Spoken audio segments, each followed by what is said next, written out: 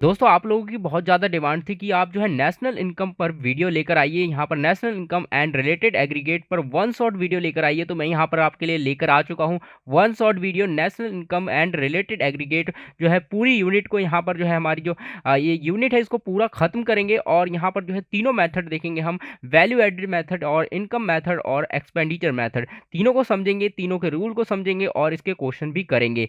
तो यहाँ पर आपको ये कंप्लीट आपको जो है नेशनल इनकम का वन शॉट वीडियो मिलने वाला है। तो दोस्तों तो चलिए शुरू करते हैं और देखते हैं यहाँ पर value added method, income method और एक्सपेंडिचर मेथड क्या कहते हैं और किस कैसे करते हैं। तो इस तरह से मैं आपको यहाँ पर पढ़ाऊंगा कि आपको ये वीडियो देखने के बाद आपको कुछ भी पढ़ने की जरूरत नहीं है। अगर आपने कुछ भी अभी तक नहीं पढ़ा है ना, तो आप यहाँ पर इस तरह से इसको बहुत ही आसान तरीके से मैं आपको बता दूंगा, जिससे आपको जो है यहाँ पर सारी डाउट्स क्लियर हो जाएंगे, कोई भी डाउट नहीं रहेगा और आप जो है आसानी से जो है इसके क्वेश्चन कर पाएंगे और आप जो है ज़्यादा से ज़्यादा इसमें मार्क्स आपके जो है पक्के हो जाएंगे। तो चलिए वीडियो को शुरू करते हैं, लेकिन उससे पहले अगर आप हमारे चैनल पर पहली बार आए हैं तो चैनल को सब्सक्राइब करके बेल आइकन जरूर दबा लें, क्योंकि इस चैनल पर आपको ऐसी वीडियो मिलती रहती हैं। तो ये क्लास 12 का होने वाला है यहाँ पर मैक्रो इकोनॉमिक्स। तो चलिए शुरू करते हैं, यहाँ पर देखते हैं।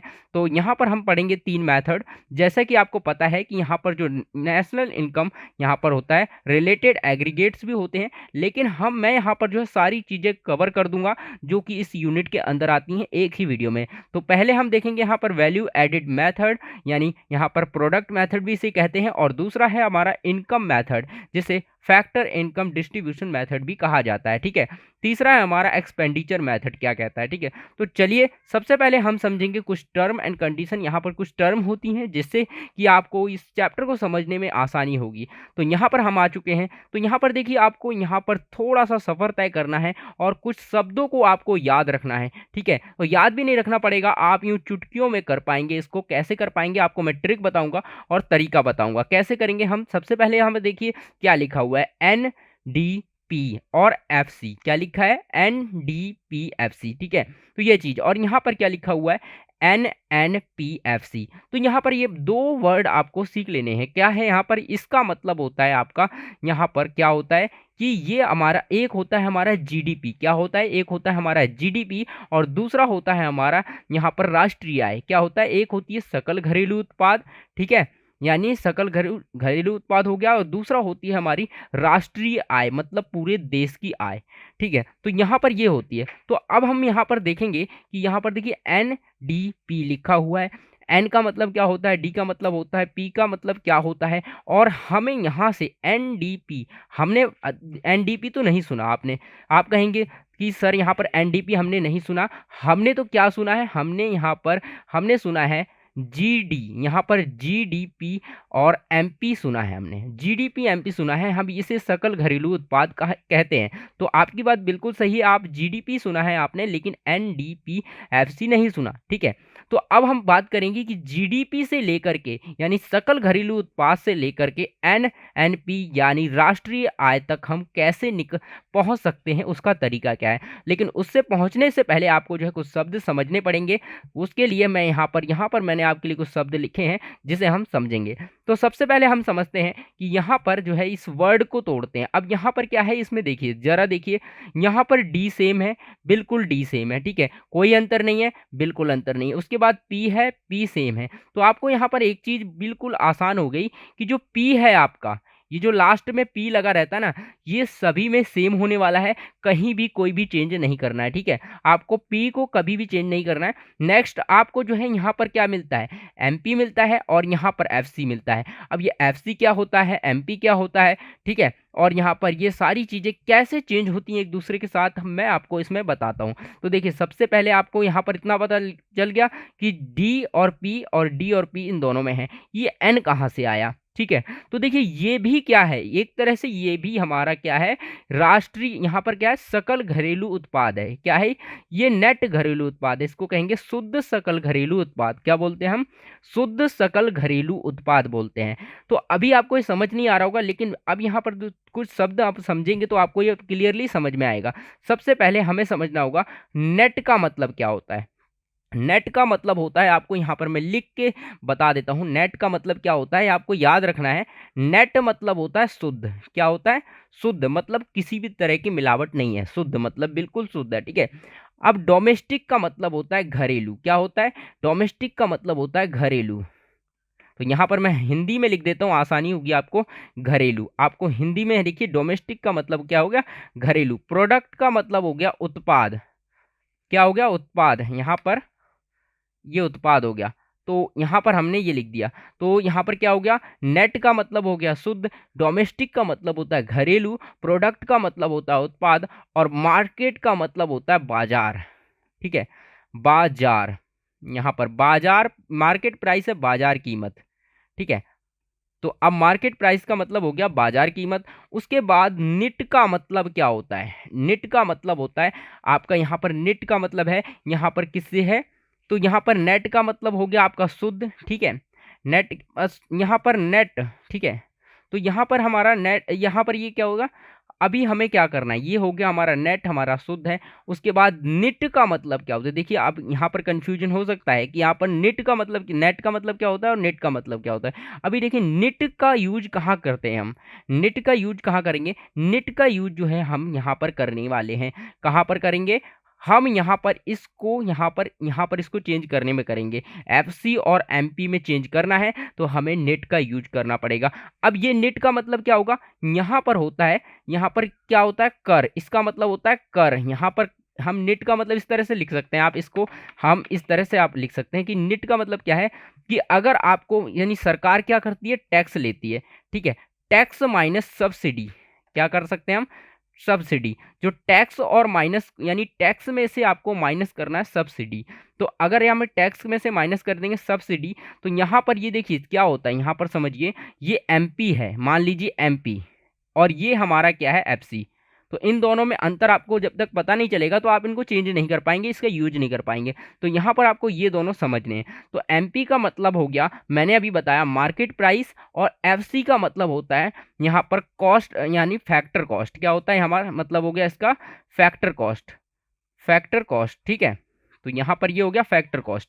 अब फैक्टर कॉस्ट का मतलब क्या होता है? ये हिंदी में अगर बोलें तो यहाँ पर देखिए, मार्केट प्राइस का मतलब हो गया बाजार कीमत। ठीक है, यानी बाजार में जो वस्तु बिक रही है, उस बाजार में जो वस्तु की कीमत है, वो हमारी कीमत, यानी बाजार कीमत हो गई। लेकिन फैक्टर कॉस्ट क्या होता है? चलिए हम इसको पहले हमें समझेंगे क्या होता है सबसे पहले। तो यहाँ पर मान लीजिए, मैं एक एग्जाम्पल के माध्यम से इसको समझाता हूँ। यहाँ पर हमें पहले इसी को समझना होगा। ठीक है, तो एफसी, यहाँ पर हम इसी को समझते हैं सबसे पहले। देखिए, इसको हम बाद में समझेंगे, तो सबसे पहले हमें इसको समझना होगा। कि सबसे पहले मैं यहाँ पर आपको बता देता हूँ कि यहाँ पर एमपी, ठीक है, यहाँ पर एमपी और यहाँ पर एफसी, इनके बीच में अंतर क्या होता है? ठीक है, अब एमपी और एफसी के बीच में अंतर देखिए, यहाँ पर मैंने इसके बीच में अंतर बताएंगे। ठीक है, तो यहाँ पर क्या होता है? एमपी का मतलब हो गया मार्केट प्राइस, यानी बाजार कीमत, और यहाँ पर हो गया फैक्टर कॉस्ट, मतलब कि साधन लागत। साधन लागत, तो इसका मतलब क्या होता है? साधन लागत। इसका मतलब होता है बाजार कीमत। कीमत, ठीक है, इसका मतलब हो गया बाजार कीमत, इसका मतलब हो गया साधन लागत। अब देखिए, यहाँ पर क्या है कि अगर मान लीजिए यहाँ पर एक चिप्स है। ठीक है, एक चिप्स का पैकेट है। यहाँ पर एक फैक्ट्री है जो कि चिप्स बनाती है, और यहाँ पर क्या है, इस फैक्ट्री के अंदर इस चिप्स को बनाया जाता है। अब यहाँ पर बनाने में, चिप्स को बनाने में मान लीजिए यहाँ पर कितना रुपए आता है?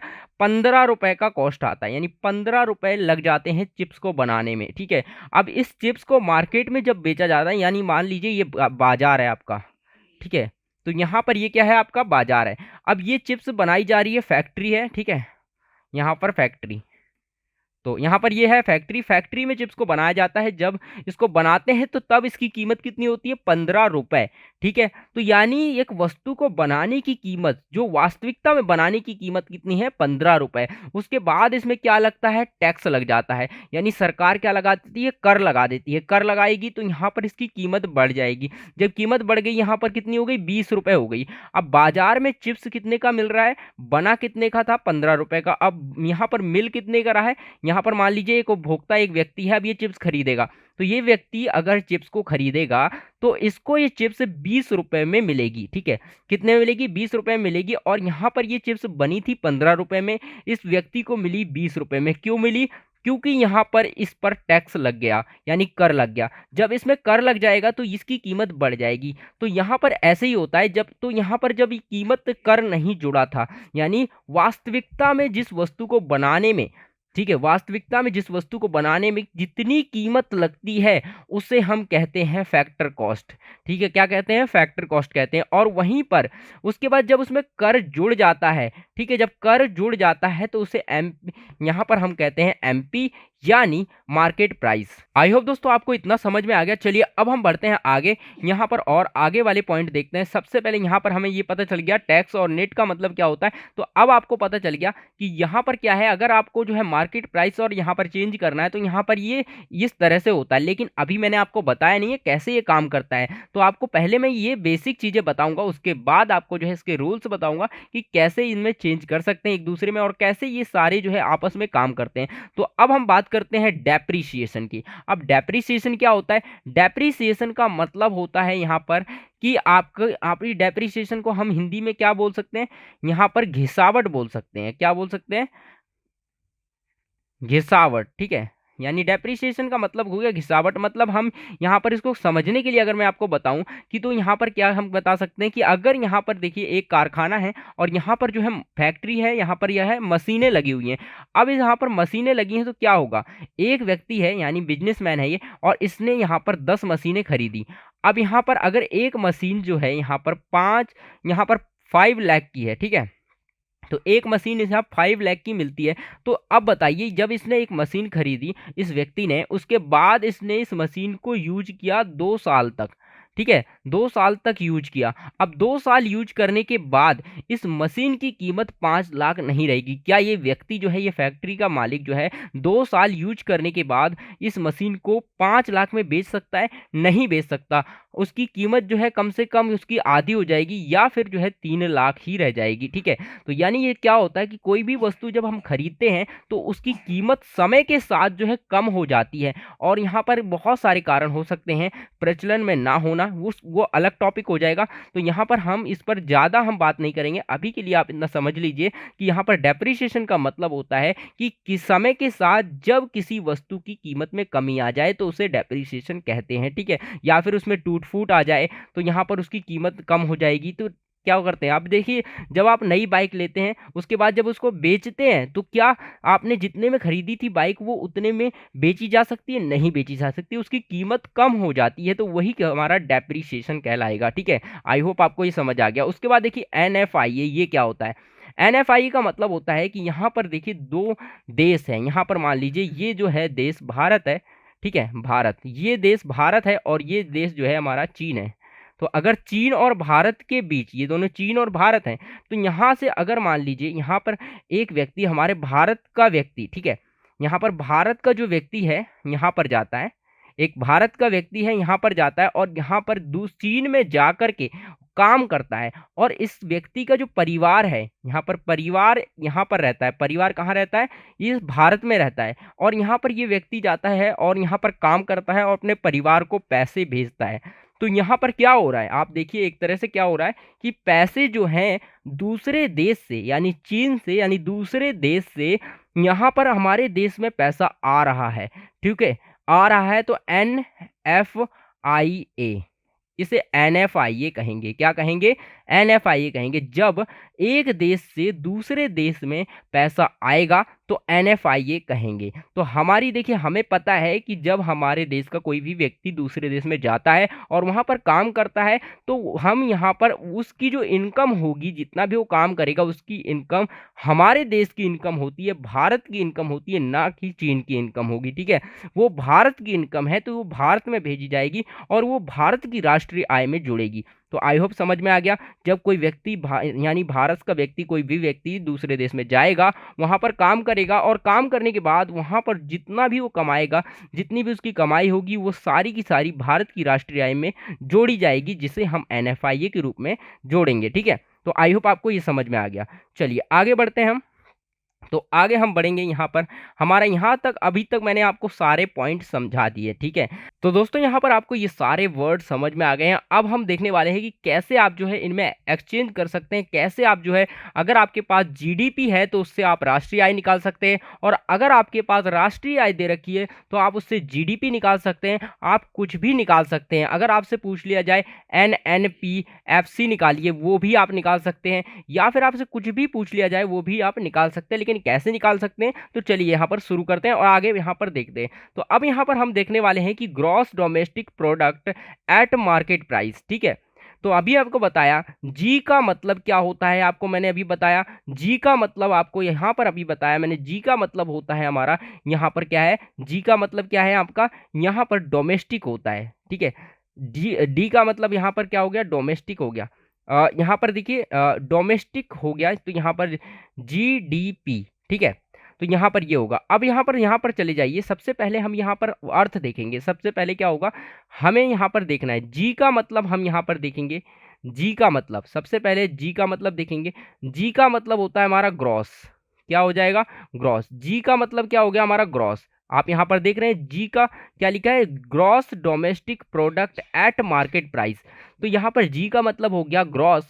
ग्रॉस का मतलब होता है सभी का सभी। ग्रॉस का मतलब होता है सारा, यानी सारा का सारा, ठीक है। अब यहाँ पर मैं लिख देता हूँ, ग्रॉस का मतलब क्या हो गया, यहाँ पर जो है हमारा सारा का सारा, ठीक है। तो मैंने ग्रॉस का मतलब लिख दिया सारा, जितना भी होता है हमारा टोटल, जो है हमारा टोटल हो जाएगा। इसको क्या रखेंगे, हम टोटल भी कह सकते हैं, ठीक है। अब हम बात करेंगे डी का मतलब होता है। डी का मतलब हमारा डोमेस्टिक होता है, घरेलू, ठीक है। तो डी का मतलब क्या हो गया हमारा, घरेलू, ठीक है। तो अभी आपको मैंने बताया डी का मतलब क्या है, डोमेस्टिक का मतलब होता है हमारा घरेलू। उसके बाद हमारा प्रोडक्ट का मतलब हो गया, प्रोडक्ट तो सभी में सेम रहेगा, तो पी का मतलब हमारा प्रोडक्ट, ठीक है। प्रोडक्ट का मतलब होता है हमारा उत्पाद। क्या होता है, हमारा उत्पाद होता है। तो आई होप आपको समझ आ रहा है। उसके बाद नेक्स्ट है हमारा मार्केट प्राइस, एमपी। तो एमपी का मतलब हो गया मार्केट प्राइस, यानी बाजार कीमत, बाजार कीमत, कीमत, ठीक है। अब यहाँ पर मैंने सारी चीज़ें लिख दी है, बाजार कीमत। उसके बाद यहाँ पर नेशनल इनकम। अब यहाँ पर आपको बताना है, अगर यहाँ पर देखिए एन लिखा हुआ है, अब समझना है आपको। अगर जैसे यहाँ पर मैंने लिख दिया, यहाँ पर देखिए जीडीपी एमपी, मैंने यहाँ पर लिख दिया जीडीपी एमपी। देखिए यहाँ पर हम लिखते हैं, यहाँ पर जीडीपी और यहाँ पर एमपी लिख दिया, ठीक है। अब मैं यहाँ पर क्या करना चाहता हूँ, जीडीपी एमपी। अभी यहाँ पर मेरे पास है यहाँ पर एन एन पी और एफ सी। अब देखिए यहाँ पर, अगर आपको यहाँ पर देखिए अभी कॉम यहाँ पर क्या है, कंपैरिजन करना है। आपका जो पी है, यहाँ पर आपको पी जो मिलेगा बिल्कुल सेम रहेगा, ठीक है। थोड़ा सा इसमें टाइम लग रहा है दोस्तों। यहाँ पर आपको जो है, अगर आपको ये बेसिक कॉन्सेप्ट है, अगर आपको ये समझ में आ गया ना एक बार, तो आप कोई भी सवाल राष्ट्रीय आय का हो, कोई सा भी मेथड हो, आप चुटकियों में कर लेंगे। आपको कोई दिक्कत नहीं आएगी। बस आपको ये कॉन्सेप्ट आपको समझना होगा। तो अभी आपको मैंने जो है बेसिक चीज़ें बताई हैं, क्या क्या होता है, ये आपको जानना बहुत ज़रूरी था। अगर आपको ये पता नहीं रहेंगी तो आप नहीं कर पाएंगे। तो इसलिए मैंने आपको पहले ही ये सारी चीज़ें बता दी हैं। तो यहाँ पर हम देखेंगे, क्योंकि यहाँ पर जो है क्वेश्चन में दे देगा, इस तरह से क्वेश्चन आ जाता है कि आप ऐसे दे रखा होगा और आपको पता ही नहीं चलेगा क्या माइनस करना है क्या प्लस करना है। लेकिन आप ये कॉन्सेप्ट सीखने के बाद जो है आपको क्लियरली पता चलेगा क्या माइनस करना है और क्या प्लस करना है। तो सबसे पहले अब देखिए डोमेस्टिक। अभी हमें क्या करना है, देखिए यहाँ पर जी है, ठीक है। जी का मतलब क्या है, डोमेस्टिक। अभी हमें क्या करना है, जी को एन में चेंज करना है, ठीक है। अगर आपको यहाँ पर जी को एन में चेंज करना है, क्या करना है, जी को एन में चेंज करना है, तो यहाँ पर देखिए दो एन है यहाँ पर।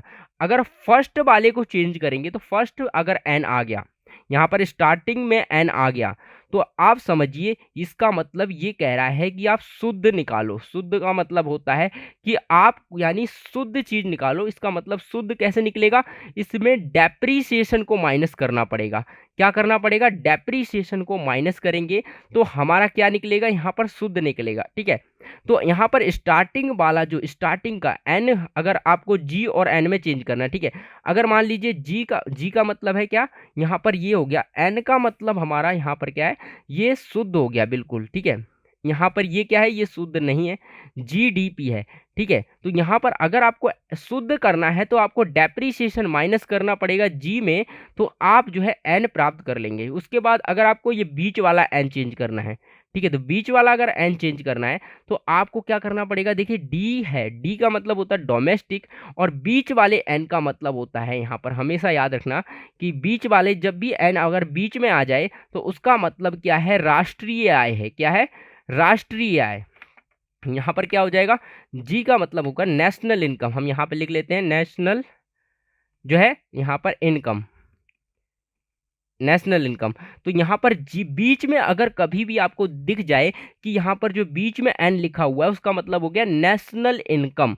इस एन का मतलब क्या होता है, नेशनल इनकम होता है। ठीक है, और यहाँ पर अगर डी जी दिख जाए तो इसका मतलब सकल घरेलू उत्पाद। यहाँ पर क्या है, ये डोमेस्टिक है, मतलब कि हमारे देश का जीडीपी वाला है। ठीक है, ये है राष्ट्रीय आय में आ जाएगा, नेशनल इनकम में, और ये घरेलू में आ जाएगा। क्या है, ये राष्ट्रीय में आएगा, ये घरेलू में आएगा। ठीक है, ठीक है, अगर आपको यहाँ पर इसको चेंज करना है, अगर आपको इसको चेंज करना है तो आप इसको कैसे चेंज करेंगे, मैंने क्या बताया था यहाँ पर आपको अभी समझाया था कि अगर आपको घरेलू और यहाँ पर आपको चेंज करना है, ठीक है, यहाँ पर ये वाला कॉन्सेप्ट पता है ना, भारत और चीन वाला, कि एक व्यक्ति अगर भारत से दूसरे देश में जाएगा, वहां से आएगा और यहाँ पर इनकम भेजेगा, तो भारत की इनकम होगी, ना कि चीन की इनकम। ठीक है, तो अगर हमें इसको चेंज करना है तो एनएफआईए को प्लस करना पड़ेगा।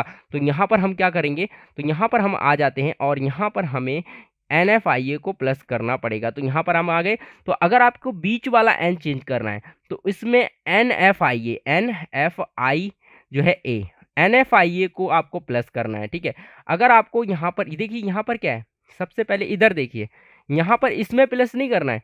सबसे पहले अगर मैं यहाँ पे दोबारा से आपको बताऊं कि अब यहाँ पर देखिए, मान लीजिए हमें जीडीपी से लेकर के एनएनपी तक जाना है, मतलब हमें राष्ट्रीय सकल घरेलू उत्पाद दे रखा है और हमें राष्ट्रीय सकल घर यानी राष्ट्रीय उत्पाद निकालना है, यानी राष्ट्रीय नेशनल इनकम हमें कैलकुलेट करने के बोल दिया। तो हम कैसे निकालेंगे, सबसे पहले हमें यहाँ पर देखिए क्या क्या कॉमन दिख रहा है। ये देखिए, सबसे पहले पी हमारा कॉमन है, कोई दिक्कत नहीं, इसको चेंज नहीं करना है। ठीक है, अब हमें क्या दिख रहा है, हमें एमपी दिख रहा है, एफसी दिख रहा है, और यहाँ पर जी की जगह एन दिख रहा है और डी की जगह हमें एन दिख रहा है। ठीक है, तो स्टार्टिंग वाला एन यहाँ पर मैंने बता ही दिया है। स्टार्टिंग वाला एन का मतलब हो गया, यहाँ पर देखिए ग्रॉस मतलब टोटल।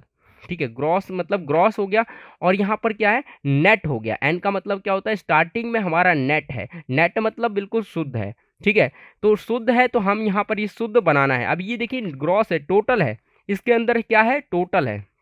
यहाँ पर देखिए जी का, यहाँ पर हम समझते हैं जी का मतलब क्या है, टोटल।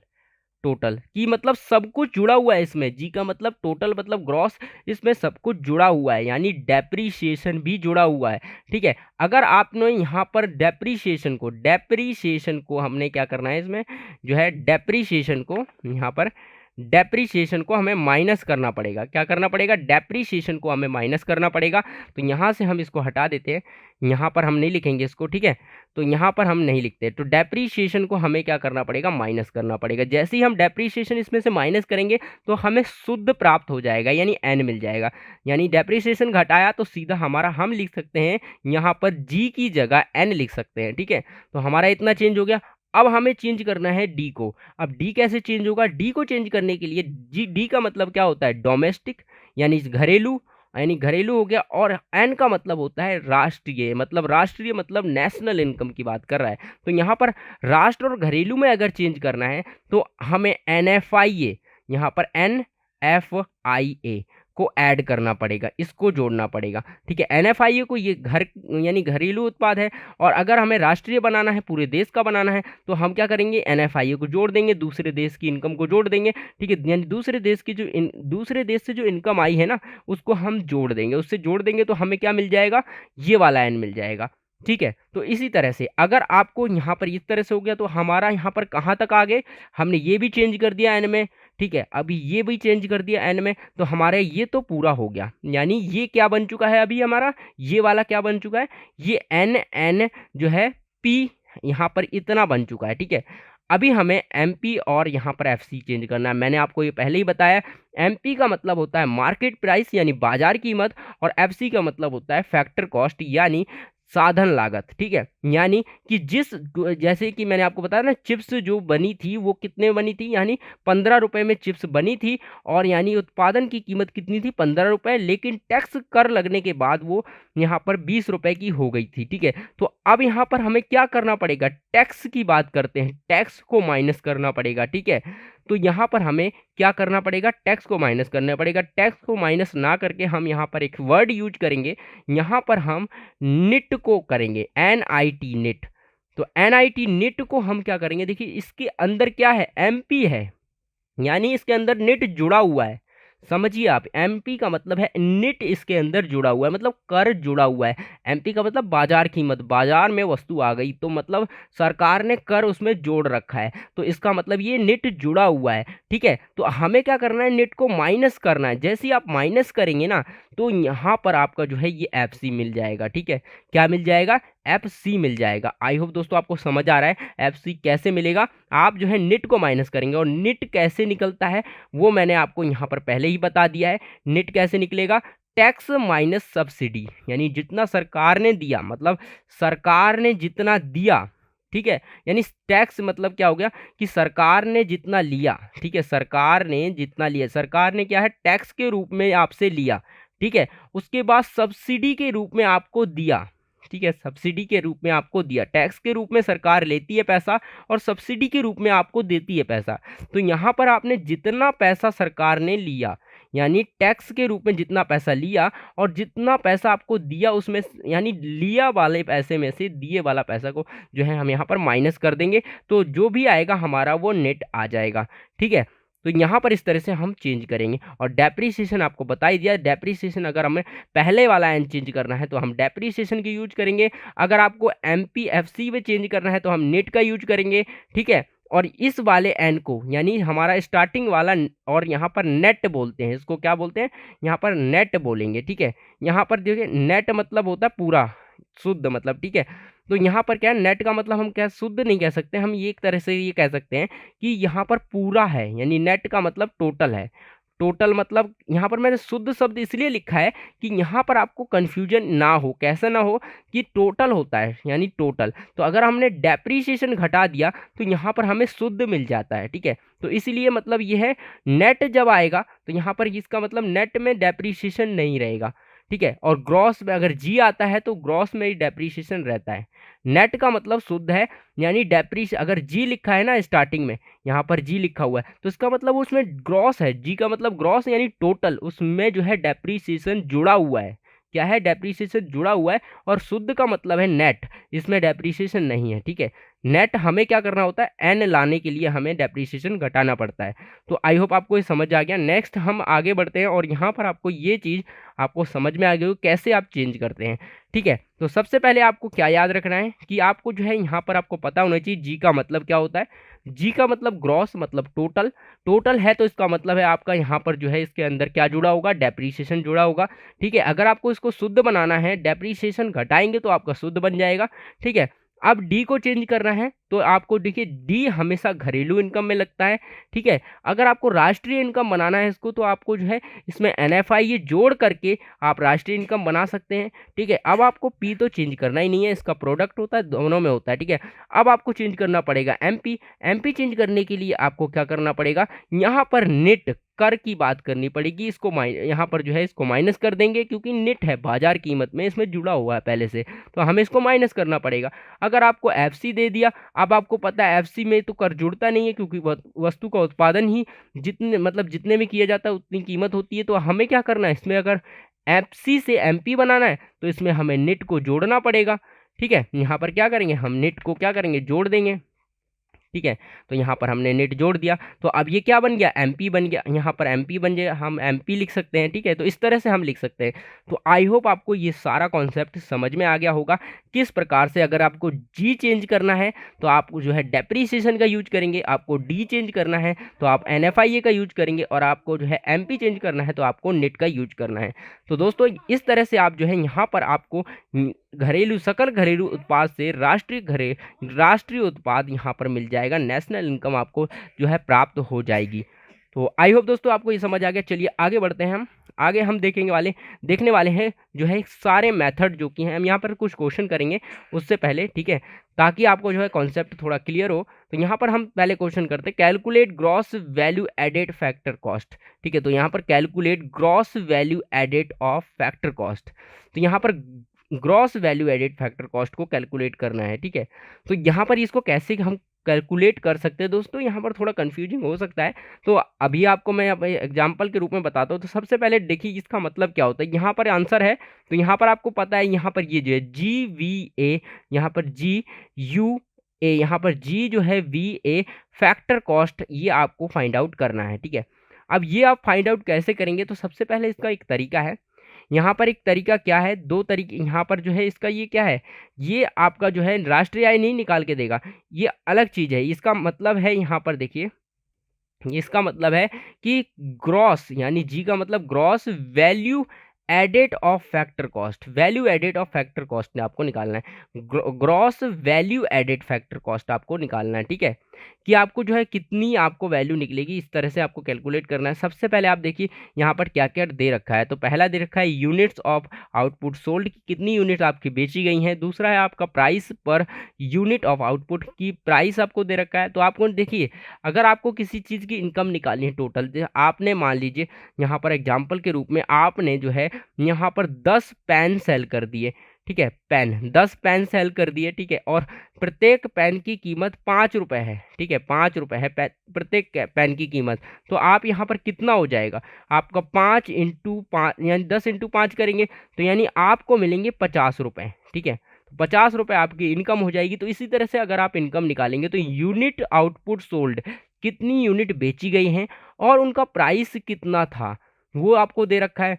फिर आपको डेप्रीशिएशन दे रखा है। ठीक है, आपको बताया कि किसी वस्तु को जब खरीद लेते हैं एक बार, तो उसको यूज करने के बाद समय के साथ उसकी कीमत कम हो जाती है। ठीक है, वो हमारा डेप्रीशिएशन होता है। और इंटरमीडिएट कॉस्ट, इंटरमीडिएट कॉस्ट क्या है, इसका मतलब है, देखिए यहाँ पर जो है मध्यवर्ती लागत। ठीक है, इंटरमीडिएट कॉस्ट। उसके बाद क्लोजिंग स्टॉक है, आपका ओपनिंग स्टॉक है, यहाँ पर एक्सरसाइज ड्यूटी है और सेल्स टैक्स दे रखा है। ठीक है, तो यहाँ पर टैक्स मैंने आपको बताया था ना कैसे कैसे होता है, तो इस तरह से दे रखा है। तो यहाँ पर क्या क्या किया गया है, सबसे पहले तो 1 और 2 को मल्टीप्लाई कर दिया गया है। ठीक है, 1 और 2 जैसे कि मैंने बताया ना, यहाँ पर कैसे होगा, 10 पेन है, 5 की कीमत है, तो यहाँ पर जोड़कर हम निकालेंगे, यानी मल्टीप्लाई करके हम निकालेंगे। तो यहाँ पर यही किया है, कितनी यूनिट थी और यहाँ पर प्राइस कितना था, इनको मल्टीप्लाई कर दिया, तो यहाँ पर इनकी एक्चुअल वैल्यू आ जाएगी। ठीक है, इनकम आ जाएगी, कितनी इसकी कमाई हुई है। उसके बाद जो है इनकी वैल्यू आएगी। उसके बाद हमारा अगला जो पॉइंट है, अगला क्या किया इन्होंने किया है, यहाँ पर -5 में से यहाँ पर 6 को घटा दिया। तो यहाँ पर -5 में से 6 को घटा दिया, इसका मतलब क्या हुआ कि यहाँ पर जो डेप्रीशिएशन, यहाँ पर देखिए 5 ये रहा, यानी क्लोजिंग स्टॉक है, उसमें से ओपनिंग स्टॉक को घटा दिया। तो हमेशा आपको याद रख लेना है, ये बात तो हमेशा याद रखना है कि जब भी इस तरह से आए ना, तो हमेशा आपको जो है ओपनिंग, यहाँ पर क्लोजिंग वाले से, यानी सी क्लोजिंग वाले से ओपनिंग घटाना है। ठीक है, तो यहाँ पर आपको जो है क्लोजिंग में से ओपनिंग स्टॉक को घटा देना है, तो आपका इस तरह से आ जाएगा। नेक्स्ट इन्होंने क्या किया है, नेक्स्ट जो है -4 किया है, मतलब 4 को भी घटाया है। यहाँ पर 4 देखेंगे, 4 क्या घटाया है इन्होंने, 4 को जो है यहाँ पर देखिए, ये जो है 4 है हमारा इंटरमीडिएट कॉस्ट, जो कि मध्यवर्ती लागत जो भी आई है उसको घटा दिया गया है। ठीक है, यहाँ पर मध्यवर्ती लागत को घटाया है। नेक्स्ट आगे इन्होंने क्या किया है कि 7 और 8 को भी यहाँ पर जोड़कर माइनस किया गया है। 7 और 8 को माइनस किया है। 7 और 8 कहाँ पे है हमारा, ये रहा 7 और यहाँ पर 8। ठीक है, इन दोनों को एक्सरसाइज ड्यूटी को माइनस किया, सेल्स टैक्सेस को माइनस किया।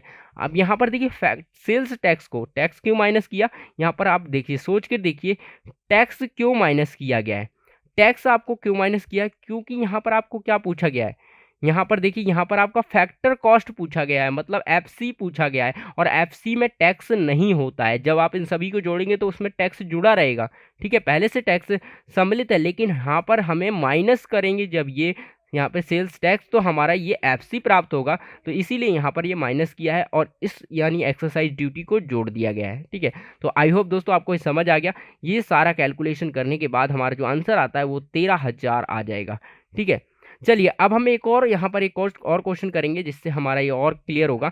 तो देखिए, calculate net value added factor cost, यानी नेट वैल्यू जो है एडेड एट फैक्टर कॉस्ट, मतलब नेट वैल्यू का मतलब हो गया एन, ठीक है, नेट का मतलब हो गया हमारा एन, और वैल्यू का मतलब हो गया वी, और एडेड मतलब एडेड मेथड, ठीक है।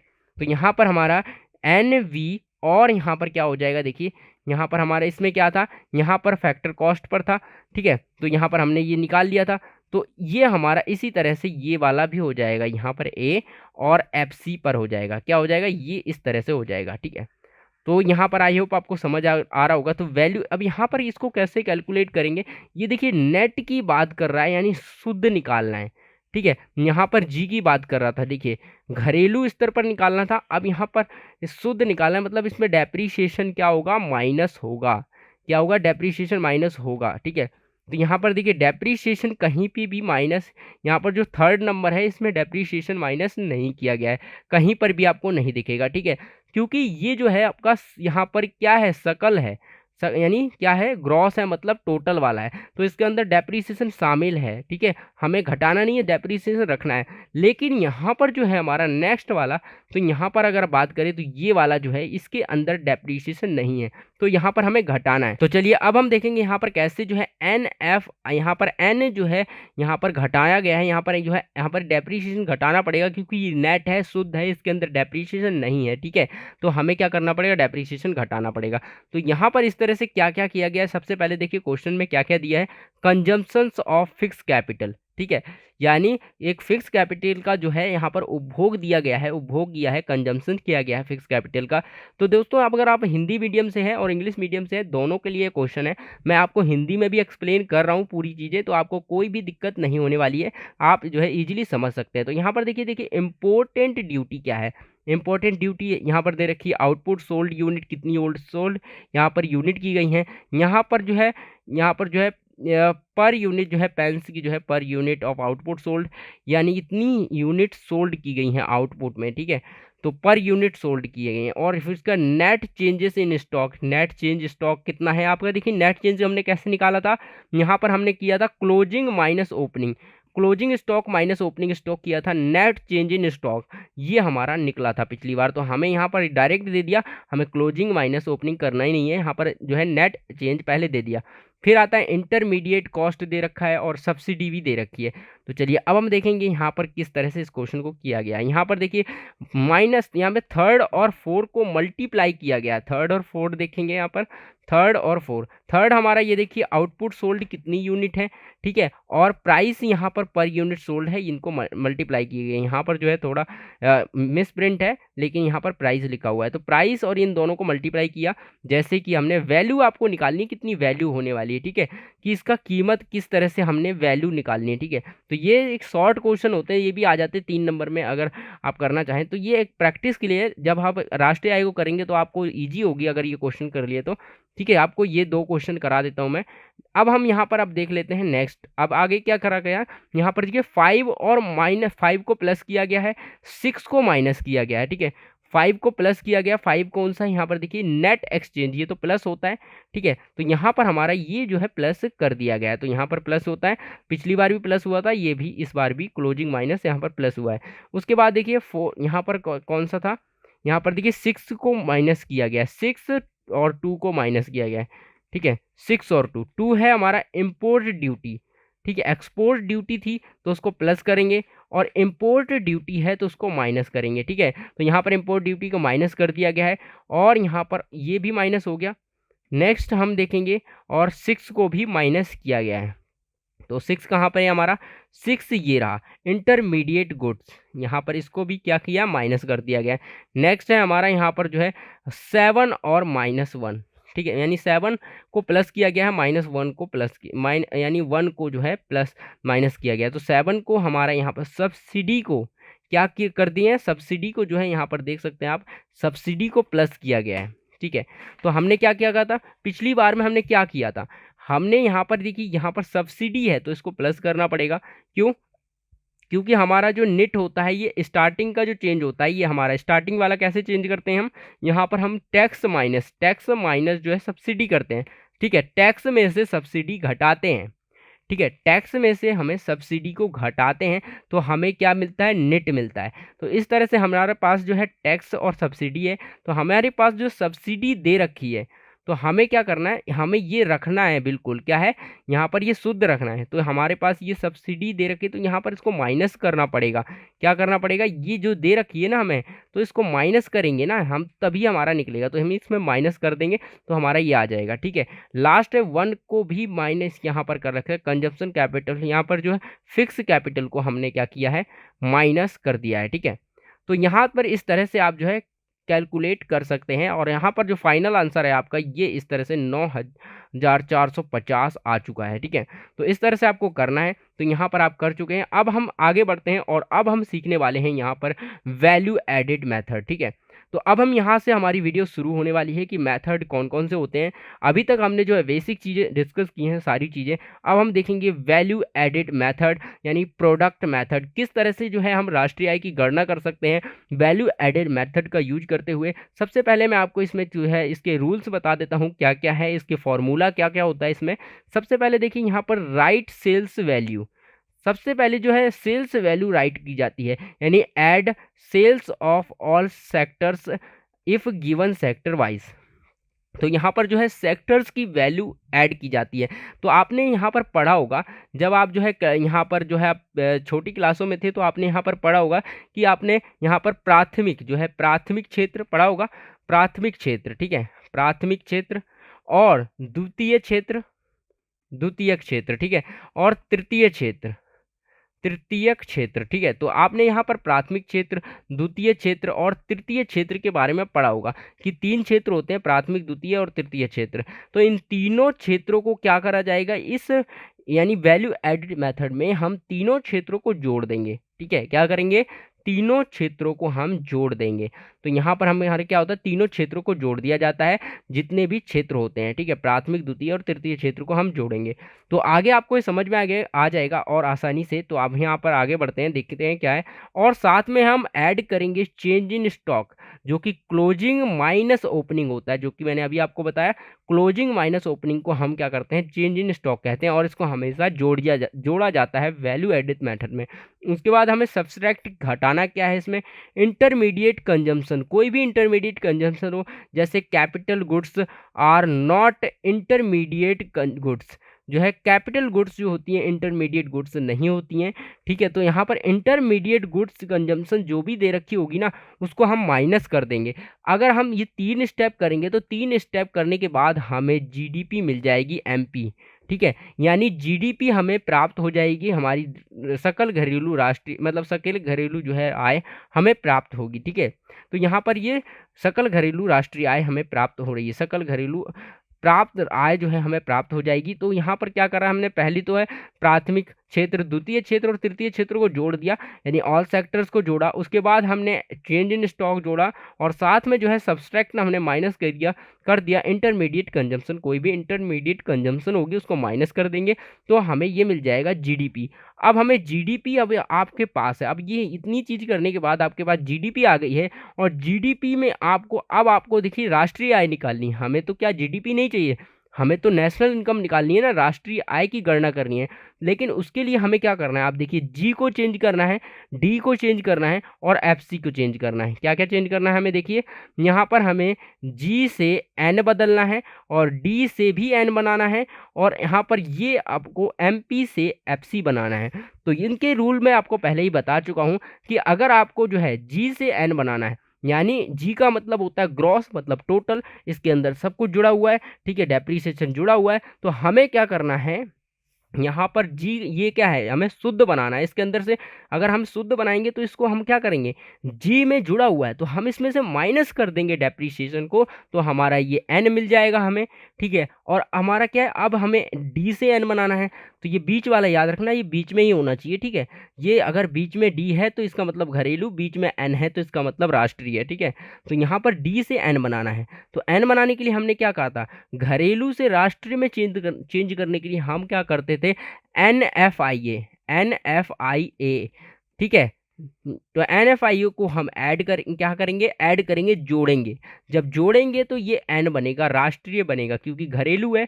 तो यहाँ पर घरेलू का मतलब घर की आय है, लेकिन हमें दूसरे देश वाली आय भी चाहिए, ठीक है। तो हम जोड़ेंगे तो यहाँ पर क्या होगा, तो ये हमारा एन मिल जाएगा। अब देखिए ये एमपी और एफसी को चेंज करना है। इसको चेंज करने के लिए हम क्या करने वाले हैं, यहाँ पर जो है निट हम करने वाले हैं। निट का मतलब क्या है, हमारा जो निट होता है, ठीक है, निट यहाँ पर क्या है, हमारा निट होता है, ठीक है। निट निट का मतलब क्या है, आपका जो है टैक्स माइनस सब्सिडी होता है, जो कि सब्सिडी, सरकार को पैसा हमने कितना दिया टैक्स के रूप में और सरकार ने सब्सिडी के रूप में कितना पैसा हमें दिया, वो हमारा नेट होता है। तो इस तरह से हमारा ये चीज़ हो जाती है। तो हम इस तरह से नेट को हम क्या करेंगे, देखिए एमपी क्या है, मार्केट प्राइस, बाजार कीमत, और बाजार कीमत में क्या होता है, निट जुड़ा हुआ होता है, ठीक है, यानी कर जुड़े हुए होते हैं, सरकार ने पहले ही जोड़ रखे होते हैं। तो हमें क्या करना है, हमें तो शुद्ध चाहिए ना, यहाँ पर देखिए कि हमें क्या कर नहीं चाहिए, ठीक है। तो हम यहाँ पर क्या करने वाले हैं, इसको माइनस कर देंगे, यहाँ पर जो है क्या करेंगे, हम इसमें से जो है निट को माइनस करेंगे और यहाँ पर हमें मिल जाएगा ये पूरा, सारे चेंज होने के बाद हमारा क्या मिल जाएगा, NNPFC मिल जाएगा। तो यहाँ पर देखिए जीडीपी के अंदर से हमने डेप्रीसिएशन को घटाया तो हमारा ये एन चेंज हो गया, ठीक है। उसके बाद NFIA को प्लस किया तो हमारा ये डी चेंज हो गया, डी किस में हो गया, एन बन गया। तो हम यहाँ पर इस तरह से लिख सकते हैं, आप देखो दिखा देता हूँ मैं, इस तरह से आप लिख सकते हैं कि अगर आपने यहाँ पर इसको ये दोनों की बात करें तो यहाँ पर आपका जो है इस तरह से लिख सकते हैं NDP, यहाँ पर MP, इस तरह से बन गया। अब यहाँ पर आपने क्या किया, इन दोनों की बात करते हैं, आपने इसको माइनस यहाँ पर ये भी किया और यहाँ पर इस तरह से ये दोनों, ये तीनों ले लिए। अब आपने यहाँ तक पहुँच गए, NFIA भी प्लस कर दिया। तो अब आपको क्या मिलेगा, अब आपको मिलेगा यहाँ पर N, तो ये पहले चेंज हो गया। अब आपने ये बीच वाला भी चेंज कर दिया, यानी D भी चेंज कर दिया। उसके बाद आपका P और MP, ठीक है, ये मिल गया। अब आपने ये सारे ही जोड़ दिए, ठीक है, क्या जोड़ दिए, अब आपने ये सारे के सारे कर दिए, ठीक है। अब आपने सारे के सारे कर दिए तो यहाँ पर ये क्या हो जाएगा, ये आपने सारे के सारे कर दिए तो यहाँ पर NNP और यहाँ पर FC बन जाएगा, ठीक है, FC बन जाएगा। तो ये पूरा का पूरा चेंज हो गया। तो दोस्तों आई होप आपको समझ आ गया कैसे यहाँ पर चेंज किया जाता है। सबसे पहले अगर प्राथमिक क्षेत्र से यहाँ पर वैल्यू एडिड मेथड से निकालना है तो आपको प्राथमिक क्षेत्र के सारे जोड़ने पड़ेंगे, प्राथमिक द्वितीय तृतीय क्षेत्र। उसके बाद आपको जो है यहाँ पर ये सभी जोड़ने के बाद उसमें जो है चेंज इन स्टॉक जो है यहाँ पर आपको प्लस करना पड़ेगा और जो है इंटरमीडिएट गुड्स को घटाना पड़ेगा। आपको GDP मिलेगा MP यानी मार्केट प्राइस पर, और उसमें जो है हमें यहाँ पर डेप्रीसिएशन NFIA और नेट को घटाना पड़ेगा, ठीक है। तो इनको दोनों को जोड़, यहाँ पर डेप्रीसिएशन घटाना है, नेट को NFIA को जोड़ना है और नेट को हमें माइनस करना है। तो इस तरह से हमारा ये निकल के आएगा, ठीक है। आपको ये फॉर्मूला याद रखने की ज़रूरत नहीं है क्योंकि मैंने आपको पहले ही यहाँ पर ट्रिक बता दी है कि कैसे चेंज होते हैं, आप किसी को किसी में भी चेंज कर सकते हैं।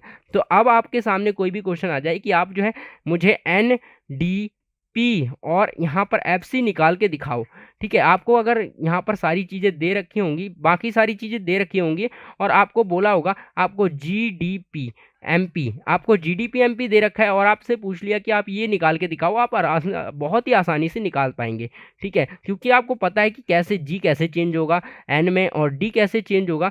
तो ये यहाँ पर देखिए D तो चेंज होने वाला नहीं है और ये बिल्कुल सेम है, बस आपको N चेंज करना है, MP चेंज करना है, बस यहाँ से आपका ये कैलकुलेट हो जाएगा। तो इस तरह से आप कैलकुलेशन कर सकते हैं, ठीक है। तो आई होप दोस्तों आपको ये समझ में आ गया मेथड, और चलिए आगे और इसको डिस्कस करते हैं आगे। तो यहाँ पर हम क्या करने वाले हैं, यहाँ पर देखिए, तो सिंपल सी बात है, यहाँ पर आप हम बात करते हैं। यहाँ पर क्या है, वैल्यू एडिड मेथड हमें दे रखा है ये वाला। इसमें क्या होता है, gross value added method, market price पर हमें ये मिलता है, ठीक है। सबसे पहले हमें क्या मिलता है, हमें GVA मिलता है। जब हम तीनों को जोड़ेंगे तो यहाँ पर हमें ये मिलेगा, तीनों सेक्टर्स को जोड़ने पर तो हमें क्या मिलेगा, यहाँ पर GVA, ठीक है। यहाँ पर क्या होगा, ग्रॉस वैल्यू एडेड, यहाँ पर मार्केट प्राइस मिलेगा। उसके बाद हम इसमें जो सेल्स को जोड़ेंगे, चेंज इन स्टॉक को जोड़ेंगे और इंटरमीडिएट गुड कंजम्पशन को घटाएंगे तो हमें GDP मिल जाए। यहाँ पर ये क्या है, ये चीज़ मिल जाएगी, क्या मिलेगी, ये चीज़ मिल जाएगी। अगर ये चीज़ मिल गई तो अब हम इसमें क्या करने वाले हैं, तो यहाँ पर ये चीज़ मिल गई तो हम यहाँ पर इसको चेंज करेंगे। तो देखिए ये क्या है, NDPFC पर, NDPFC पर ये आ गया। उसके बाद हम यहाँ पर GDP में से इसको डेप्रीसिएशन को माइनस करेंगे, नेट को माइनस करेंगे और यहाँ पर जो है ये हमारी नेशनल इनकम है, ठीक है।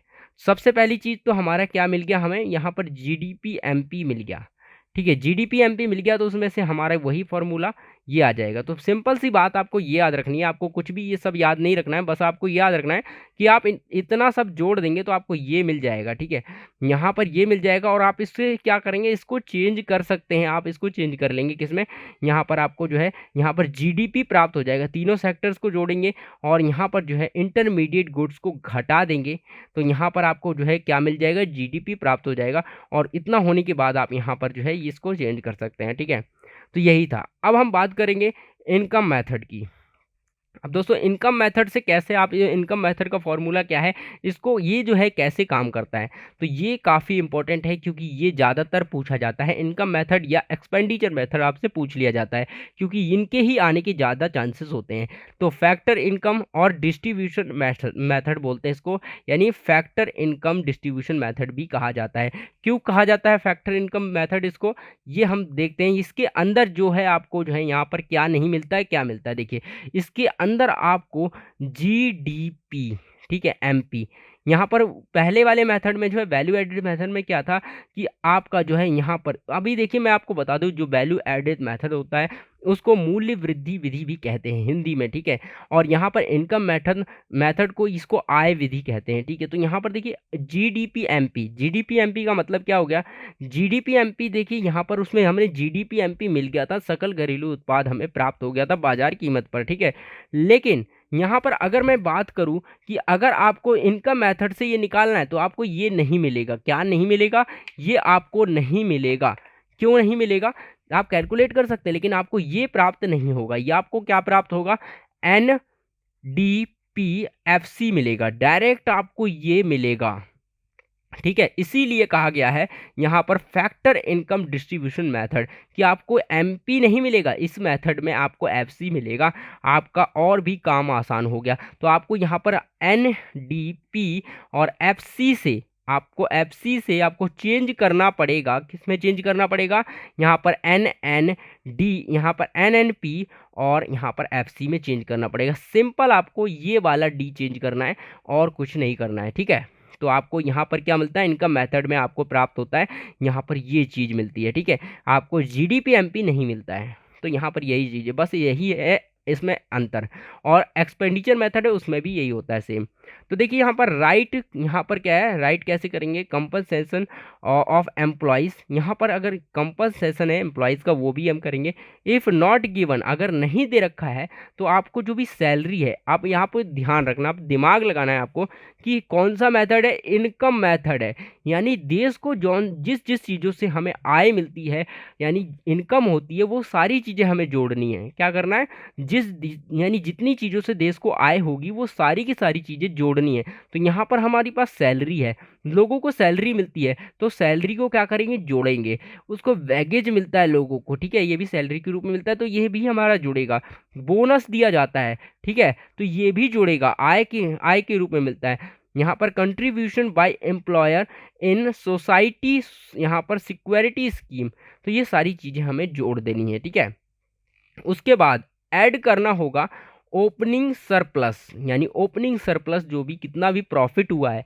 तो देखिए लोग बिजनेसमैन होते हैं, बिजनेस करते हैं, तो जो भी हमारा जो है हमारा प्रॉफिट हुआ है, ठीक है, जितना भी ओपनिंग प्रॉफिट होगा उसको जोड़ दिया जाएगा। इफ़ नॉट गिवन, अगर नहीं दे रखा है तो हमें क्या जोड़ रहा है, जो भी इंटरेस्ट है। लोग क्या करते हैं, अपना घर किराए पर दे देते हैं, किराए पर देते हैं तो वहाँ से क्या होती है, लोगों को इनकम होती है। ठीक है, पैसा मिलता है, तो पैसा मिलेगा तो वो राष्ट्रीय आय में जुड़ेगा। ठीक है, तो यहाँ पर हमारा इंटरेस्ट जो है यहाँ पर जुड़ेगा। उसके बाद रेंट, तो यहाँ पर जो है इंटरेस्ट जुड़ेगा। इंटरेस्ट का मतलब, सॉरी यहाँ पर थोड़ा गलत हो गया, ये हमारा किराए पर देते हैं तो रेंट हमारा जुड़ जाता है। और इंटरेस्ट का मतलब हो गया यहाँ पर कैसे जुड़ेगा, इंटरेस्ट जो है हमारा क्या करते हैं लोग जो है दूसरों को जो है यहाँ पर बैंक जो है ऋण देते हैं, दूसरों को जो है यहाँ पर लोन देते हैं, उसके बदले में इंटरेस्ट मिलता है, उनको पैसा मिलता है, तो वो भी राष्ट्रीय आय में जुड़ेगा। रॉयल्टी होती है, ठीक है, यानी कोई किसी नाम की रॉयल्टी हो सकती है, कोई भी किसी भी चीज़ की रॉयल्टी होती है, मतलब कुछ पूरा हक होता है उसका, तो यहाँ पर रॉयल्टी है,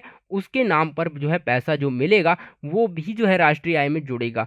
ठीक है, एंड और प्रॉफिट, जो भी लाभ होगा उसको भी राष्ट्रीय आय में जोड़ दिया जाएगा। तो यहाँ पर ये सारी चीज़ें हैं।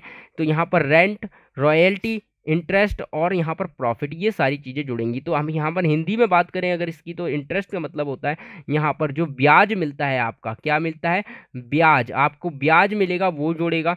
किराया है आपका, किराया, ठीक है, किराया जोड़ेंगे। रॉयल्टी आपकी है, प्रॉफिट यानी लाभ को जोड़ेंगे। तो ये सारी चीज़ें जुड़ेंगी। उसके बाद हम ऐड और क्या ऐड करेंगे, mix income of self employees, जो कि मिक्स इनकम होगी। यू हैव रीच आउट, यहाँ पर आपको जो है इतना जोड़ने के बाद आपको ये प्राप्त हो जाएगा, क्या प्राप्त हो जाएगा, एनडीपी, एनडीपीएफसी आपको मिलेगा जब आप ये तीनों चीज़ें जोड़ देंगे, ठीक है।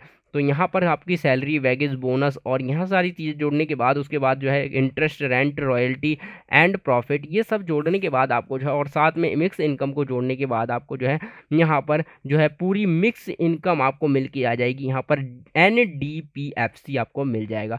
अब बस यहाँ पर डी को चेंज करना है। डी को चेंज करने के लिए आपको यहाँ पर एनएफआईयू को प्लस कर देना है। एनएफआईयू को जब प्लस कर देंगे तो यहाँ पर आपका जो है यहाँ पर एनएफआईए प्लस करने के पास नेशनल इनकम आपको प्राप्त हो जाएगी, ठीक है। तो एनएनपीएफसी, बस आपको याद रखना है एनएनपीएफसी आपकी जो है नेशनल इनकम होती है, ठीक है।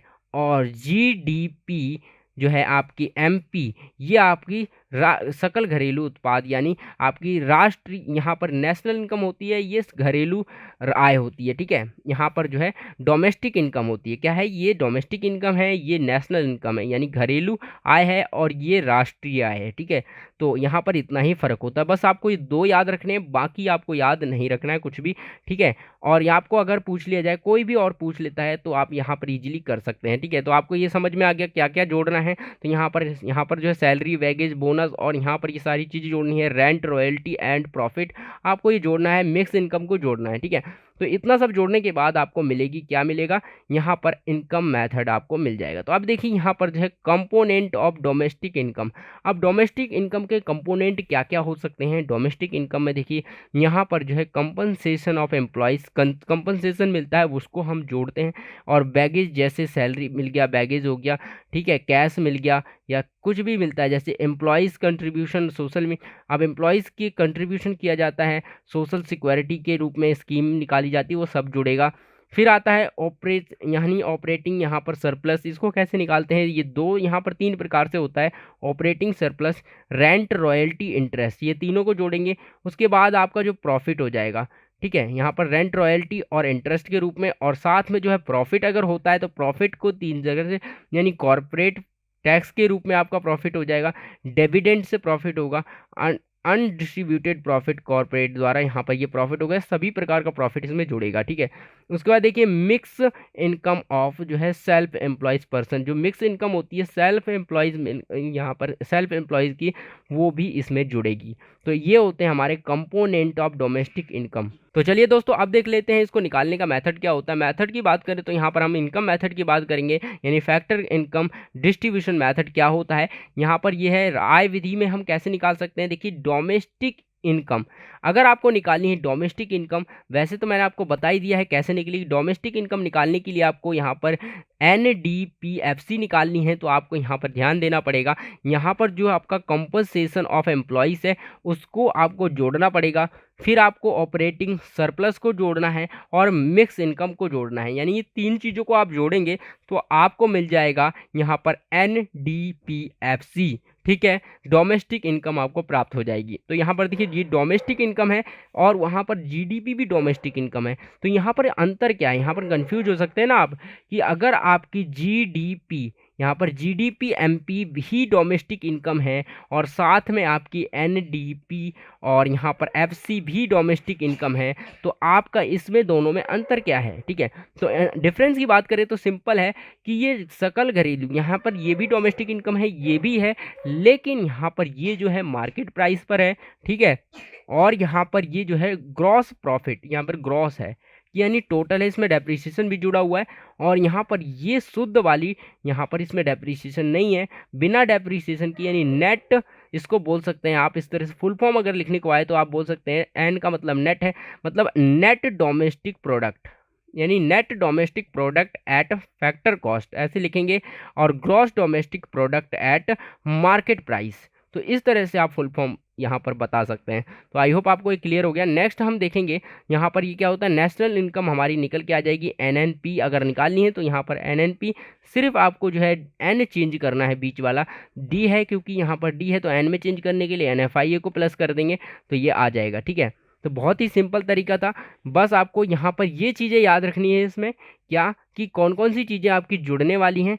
ठीक है, तो यहाँ पर जुड़ने वाली क्या है, सैलरी आपकी जुड़ेगी, वैगेज जुड़ेगा, बोनस जुड़ेगा, और यहाँ पर जो है यहाँ पर सिक्योरिटी स्कीम जुड़ेंगी जो कंट्रीब्यूशन की गई एम्प्लॉय में, और साथ में जो है रेंट जुड़ेगा, इंटरेस्ट जुड़ेगा, रॉयल्टी जुड़ेगी और लाभ यहाँ पर प्रॉफिट को जोड़ा जाएगा, मिक्स इनकम जोड़ा जाएगा। उसके बाद आपको एनएफआईए प्राप्त होगा। एनएफआईए प्राप्त होने के बाद आप जो है इसमें यहाँ पर जो है एनडीपीएफसी प्राप्त हो जाएगा, डोमेस्टिक इनकम मिलेगी। उसके बाद आपको जो है सिर्फ एनएफआईए को प्लस करना है। तो चलिए अब हम देखते हैं। आई होप दोस्तों आपको ये समझ में आ गया होगा कि इनकम मेथड कैसे काम करता है, किस तरह से जो है इसमें जो है कैसे हम कैलकुलेशन करते हैं। तो चलिए अब मैं आपको जो है एक और मेथड बताने वाला हूं जो कि एक्सपेंडिचर मेथड होने वाला है। तो एक्सपेंडिचर मेथड को हमने ये हमारा मेथड खत्म हो जाएगा, तीनों मेथड। उसके बाद हम इसके क्वेश्चन करेंगे जिससे हमारे तीनों मेथड जो है क्लियर हो जाएंगे कि कैसे इसमें क्वेश्चन को सॉल्व किया जाता है। देखिए एक्सपेंडिचर मेथड की बात करें तो एक्सपेंडिचर मेथड में क्या होता है कि इसमें एक फॉर्मूला होता है जो कि बहुत इंपॉर्टेंट है।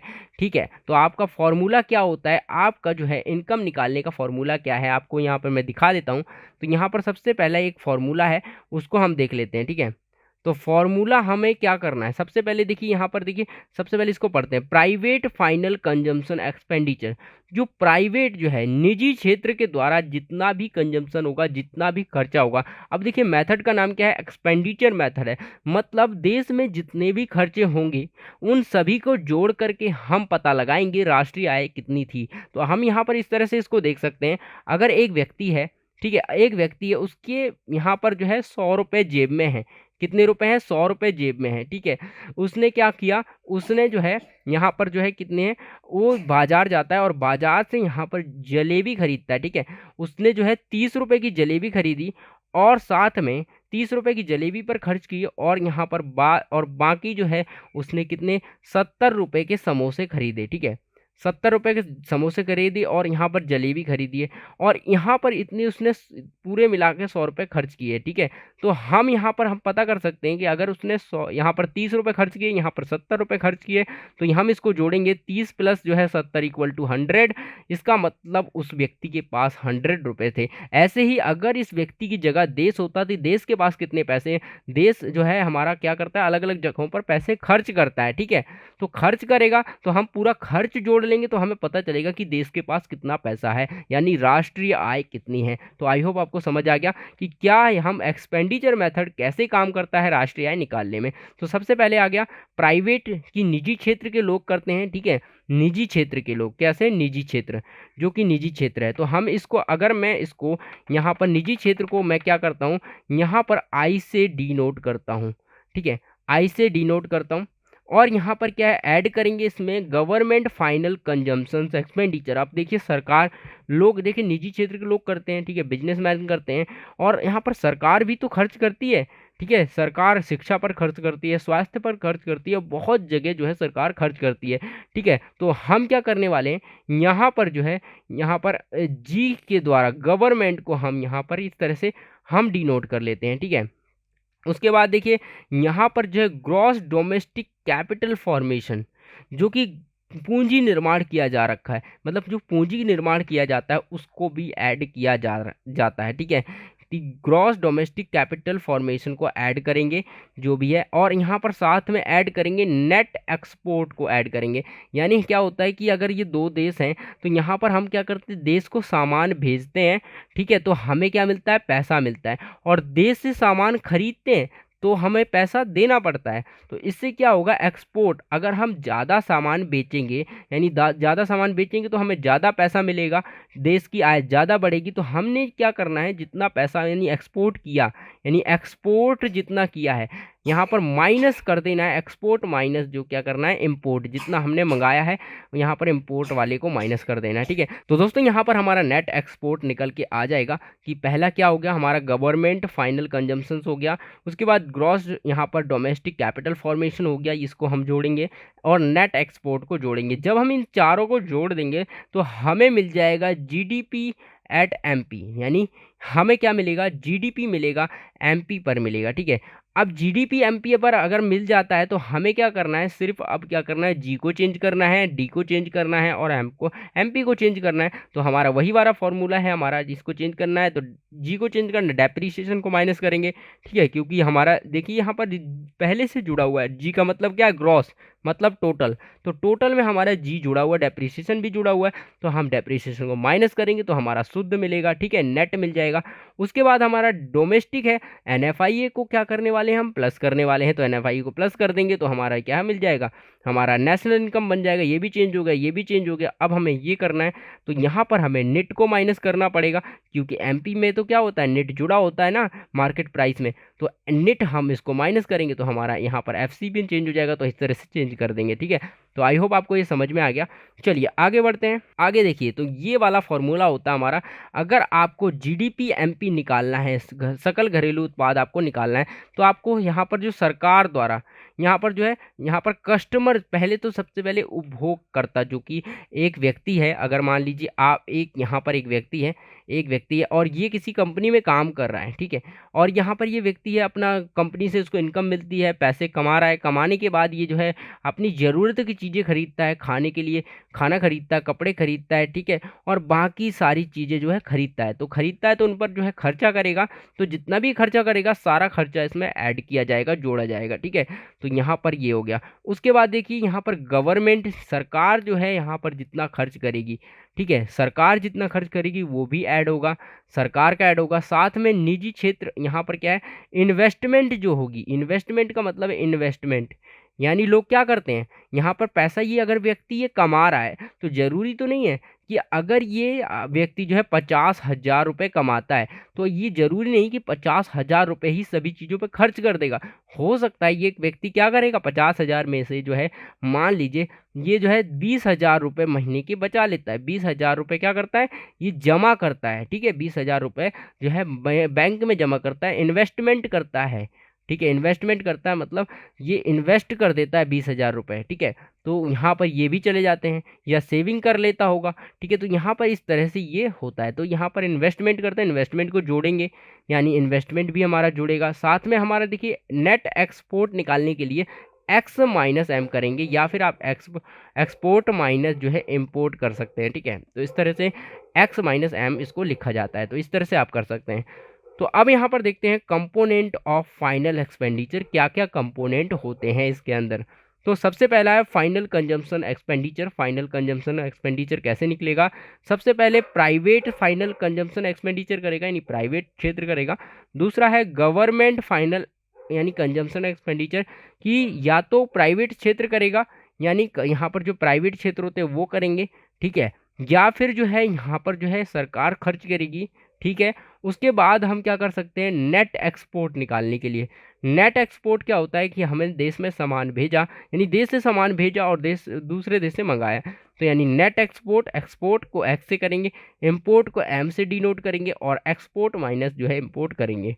ठीक है, तो इससे हमारा क्या निकलेगा, ये यहाँ पर एक्सपेंडिचर के कंपोनेंट हो गए। तो आई होप दोस्तों आपको ये समझ में आ गया। चलिए आगे बढ़ते हैं। आगे हम देखने वाले हैं यहाँ पर नेक्स्ट जो है हमारा ग्रॉस डोमेस्टिक कैपिटल फॉर्मेशन, कि यहाँ पर जो है ग्रॉस डोमेस्टिक कैपिटल फॉर्मेशन कैसे होता है। तो ये सारे का कंपोनेंट आपको याद रखने हैं, क्योंकि क्या होगा ना, ये क्वेश्चन आएगा, क्वेश्चन में ये सारे टर्म आएंगे, तो अगर आपने ये पहले से ही पढ़ रखा है, आपको पता है, तो ये पूरा जो है आप कर सकते हैं। तो यहाँ पर देखिए पहला है हमारा ग्रॉस डोमेस्टिक कैपिटल फॉर्मेशन में हमारा ग्रॉस डोमेस्टिक जो है फिक्स कैपिटल। पहला तो देखिए ग्रॉस का मतलब क्या हो गया, टोटल। ठीक है, पूरा का पूरा। उस देखिए इसके अंदर एक तो आता है फिक्स वाला आता है, और दूसरा आता है चेंज इन स्टॉक और इन्वेंट्री इन्वेस्टमेंट। ठीक है, चेंज इन स्टॉक कैसे निकालते थे हम, ओपनिंग स्टॉक, यहाँ पर closing stock minus opening stock करते थे ना, closing stock minus opening stock को माइनस करते थे। तो यहाँ पर क्या होता था, हमारा चेंज इन स्टॉक मिल जाता था, या इन्वेंट्री कह सकते हैं आप, ठीक है इसको। अब देखिए यहाँ पर फिक्स वाली कैपिटल में हम क्या क्या करते थे, चार यहाँ पर तीन भागों में बांटा गया है। तो पहला है ग्रॉस बिजनेस, यहाँ पर फिक्स इन्वेस्टमेंट की बिजनेस में इन्वेस्टमेंट कर दी गई है।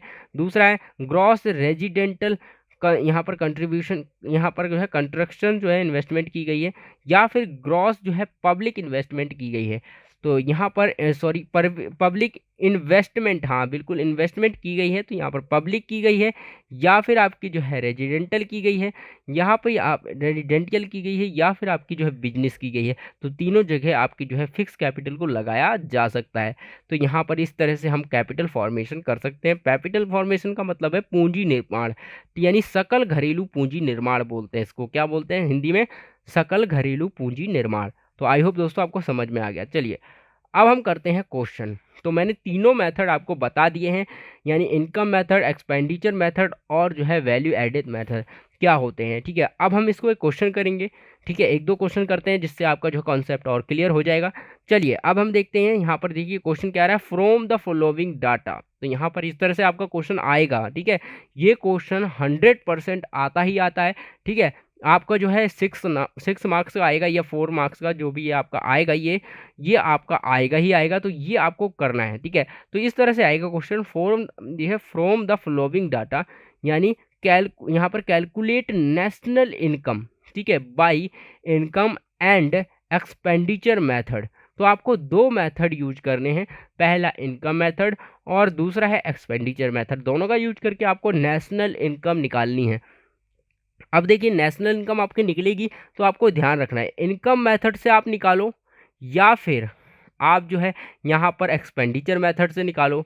आपकी इक्वल आनी चाहिए, राष्ट्रीय आय जो है इक्वल आनी चाहिए, ठीक है। तो चलिए अब इसको शुरू करते हैं और देखते हैं सबसे पहले इनकम मेथड से क्या क्या था। इनकम मेथड में हमने क्या क्या देखा था, इसको पहले क्वेश्चन को सारे टर्म, जब भी आपके सामने क्वेश्चन आए तो सबसे पहले आपको ये पढ़ने हैं, क्या क्या हमें टर्म दे रखे हैं। सबसे पहले गवर्नमेंट फाइनल कंजम्पशन एक्सपेंडिचर, तो यहाँ पर एक्सपेंडिचर वर्ड आ गया, ठीक है। फाइनल गवर्नमेंट की बात हो गई, तो हमने क्या पढ़ा था, एक्सपेंडिचर में, एक्सपेंडिचर में जाएगा, मतलब हमें इनकम वाले में, देखिए इनकम वाले में नहीं लेना है, ठीक है। अभी पहले हम इनकम वाला करते हैं, उसके बाद हम करेंगे यहाँ पर एक्सपेंडिचर वाला। तो देखिए गवर्नमेंट फाइनल ये वाला हो गया, ये तो हमें आएगा नहीं क्योंकि एक्सपेंडिचर का है ये हम नहीं लेंगे, ठीक है। यहाँ पर सब्सिडी है हमारा, ये सब्सिडी है, ठीक है। सब्सिडी क्या है, यहाँ पर इनकम मेथड में सब्सिडी बिल्कुल आ सकती है क्योंकि ये निट के अंदर आती है, ठीक है। ये भी अभी हम नहीं लेंगे, ठीक है। रेंट, रेंट हमने देखा था कि इनकम हमें करनी है तो रेंट हमारा मिलता है, तो हमारा ये क्या है, ये ऐड हो जाएगा हमारा, ठीक है। वेगेज एंड सैलरी से हमें ये भी ऐड हो जाएगा, ठीक है। उसके बाद देखिए इनडायरेक्ट टैक्सेस।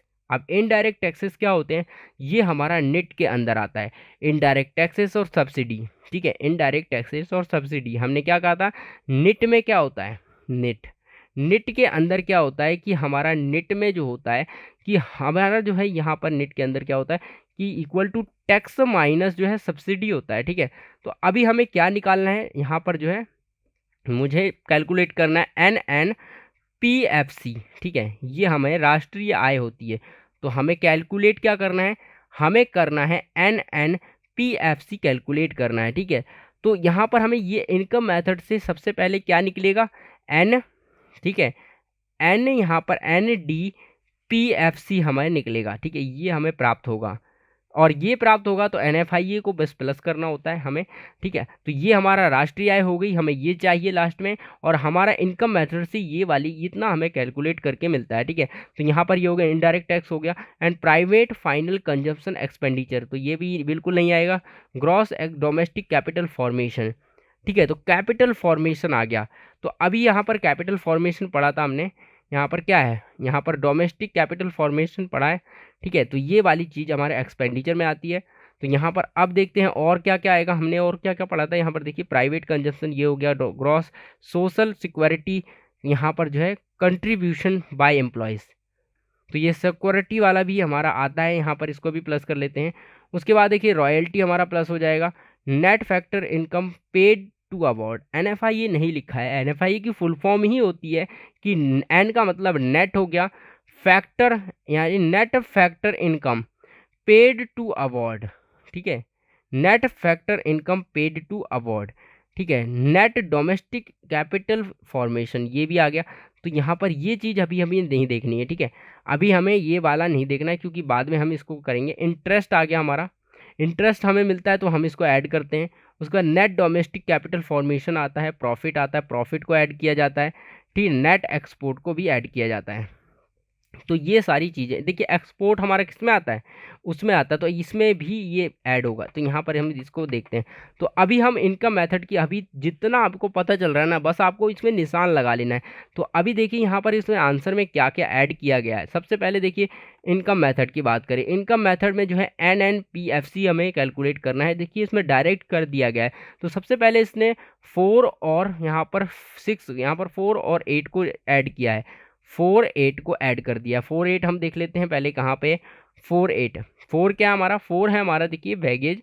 तो यहाँ पर जो है 4 को ऐड किया गया बैगेज सैलरी, और यहाँ पर 8 को ऐड किया गया है जो कि सिक्योरिटी वाला है, जो कि मैंने आपको बताया था। नेक्स्ट हम आगे देखते हैं, यहाँ पर साथ में जो है 3 9 और यहाँ पर 11, 3 9 11 को भी ऐड किया गया, 3 9 11 और 12। तो 3 9 11 12 को भी ऐड किया गया। 3 हमारा कहाँ पे, 3 हमारा जो है ये वाला है रेंट, ठीक है। तो यहाँ पर ये सेकंड वाला सब्सिडी भी ऐड होगी, हमेशा याद रखना सब्सिडी भी हमारी ऐड होती है। तो ये सेकंड वाला है, ये हमारा थर्ड है, ठीक है, 3। अब यहाँ पर क्या क्या था देखिए, यहाँ पर दोबारा दिखा देता हूँ। 3 यहाँ पर 3 हो गया, 9 6 यहाँ पर 9 6 और 12, 9 6 और 12 देखते हैं। तो यहाँ पर 9 हमारा जो है, 9 क्या है हमारा, 9 देखिए रॉयल्टी आपका ऐड किया गया है, 9 6 को ऐड किया गया है, यहाँ पर देखिए यहाँ 11 को ऐड किया गया है, इंटरेस्ट को ऐड किया गया है, और यहाँ पर 6 को ऐड किया गया, यहाँ पर 6 नहीं किया गया है, यहाँ पर जो 11 और आपका 9, यहाँ पर 11 और 9 को ऐड किया गया है, ठीक है, और 12 को भी ऐड किया गया है। नेट डोमेस्टिक कैपिटल फॉर्मेशन इसको भी ऐड किया गया है। कैपिटल फॉर्मेशन से क्या होता है, हमें आय मिलती है, यहाँ पर क्या है, इनकम मिलेगी। कैपिटल फॉर्मेशन से क्या होगा, कैपिटल भी क्या होती है, एक तरह की इनकम ही होती है, मतलब जो अगर बढ़ेगी तो इनकम होगी, ठीक है। तो ये होगा, और साथ में हमारा प्रॉफिट भी ऐड होगा। तो यहाँ पर क्या है हमारा, ये चीज़ आ गई, ठीक है। तो ये हमारा 10 हमारा माइनस होगा। तो 10 क्या चीज़ है, वो माइनस करी गई है। 10 में देखिए हमारा 10वां जो है नेट फैक्टर अब इनकम पेड टू अवॉर्ड। अब ये माइनस क्यों की गई है, यहाँ पर देखिए माइनस, मैंने तो कहा था यहाँ पर NFIA, जो NFIA होता है, NFIA होता है वो हमेशा प्लस होता है, लेकिन यहाँ पर माइनस किया गया है, ये कैसी बात है। क्योंकि यहाँ पर माइनस इसलिए किया गया है क्योंकि हमें जो है यहाँ पर जो देश थे, यहाँ पर क्या लिखा हुआ है देखिए, ध्यान से देखिए, net factor income paid to abroad, ठीक है। यहाँ पर लिखा होना चाहिए फ्रोम, अगर फ्रोम लिखा रहता ना कि हमें दूसरे देश से NFIA प्राप्त हुआ है, NFIA हमें क्या है, दूसरे देश से मिला है, ठीक है, तो हम इसको जोड़ेंगे अपने देश के लिए, लेकिन हमने क्या किया है, पेड किया है। मतलब यहाँ पर जो है, यहाँ पर कोई नहीं, इनका व्यक्ति ही हमारे देश में आ गया और काम किया, और यहाँ से जो इनकम हुई अपने देश में ले गया। तो यहाँ पर ये उल्टा हो गया, उल्टा होने पर हम क्या करेंगे, माइनस करेंगे, यानी पेड करना पड़ा हमें, पेड। तो अगर पेड की बात आएगी तो यहाँ पर पेड लिखा होगा ना, तो हमें इसको माइनस करना पड़ेगा। तो अगर माइनस करेंगे तो हमारा क्या आ जाएगा, ये माइनस हो जाएगा 10 वाला, ठीक है। तो आई होप आपको इतना समझ में आ गया, ये हमारा इस तरह से होता है, ठीक है। तो यहाँ पर ये हमारा हो गया, ठीक है, तो इस तरह से हो जाएगा। तो देखिए ये हमारा हो गया, इस तरह से जोड़ जाड़ के जो है यहाँ पर 1000 करोड़ आ जाएगा। नेक्स्ट है हमारा नेशनल इनकम की जो है एक्सपेंडिचर मेथड से निकालेंगे। सबसे पहले अभी देखना है हमें एक्सपेंडिचर के टर्म क्या क्या है। सबसे पहले देखिए अभी आपको क्या क्या पता चला, ये गवर्नमेंट वाला आपने रूल पढ़ा था ना, कौन सा पढ़ा था कि आपने यहाँ पर G+C आपने पढ़ा था I और X-M, ठीक है। ये वाला ये रूल है आपका कि आपका G गवर्नमेंट, निजी क्षेत्र और इन्वेस्टमेंट जितनी होगी, और एक्सपोर्ट और इंपोर्ट यानी इंपोर्ट एक्सपोर्ट जो है यहाँ पर आएगा, ठीक है। ये सारी चीज़ें, तो यहाँ पर देखिए गवर्नमेंट की बात होगा तो यहाँ पर इसको जोड़ेंगे, गवर्नमेंट को जोड़ेंगे। साथ में हम यहाँ पर और क्या जोड़ सकते हैं, प्राइवेट सेक्टर, ये प्राइवेट वाले को जोड़ेंगे, ठीक है। यहाँ पर ग्रॉस डोमेस्टिक कैपिटल फॉर्मेशन, ठीक है, ग्रॉस डोमेस्टिक कैपिटल फॉर्मेशन, तो ग्रॉस डोमेस्टिक कैपिटल फॉर्मेशन है, तो यहाँ पर ये वाली चीज़ है। और यहाँ पर और देखिए और क्या जोड़ सकते हैं हम, यहाँ पर और जो है हम ऐड करेंगे, देखिए यहाँ पर और कुछ दिख रहा है कि नेट एक्सपोर्ट। जो नेट एक्सपोर्ट है देखिए यहाँ पर क्या होता है, नेट एक्सपोर्ट ही दे रखा है, ठीक है।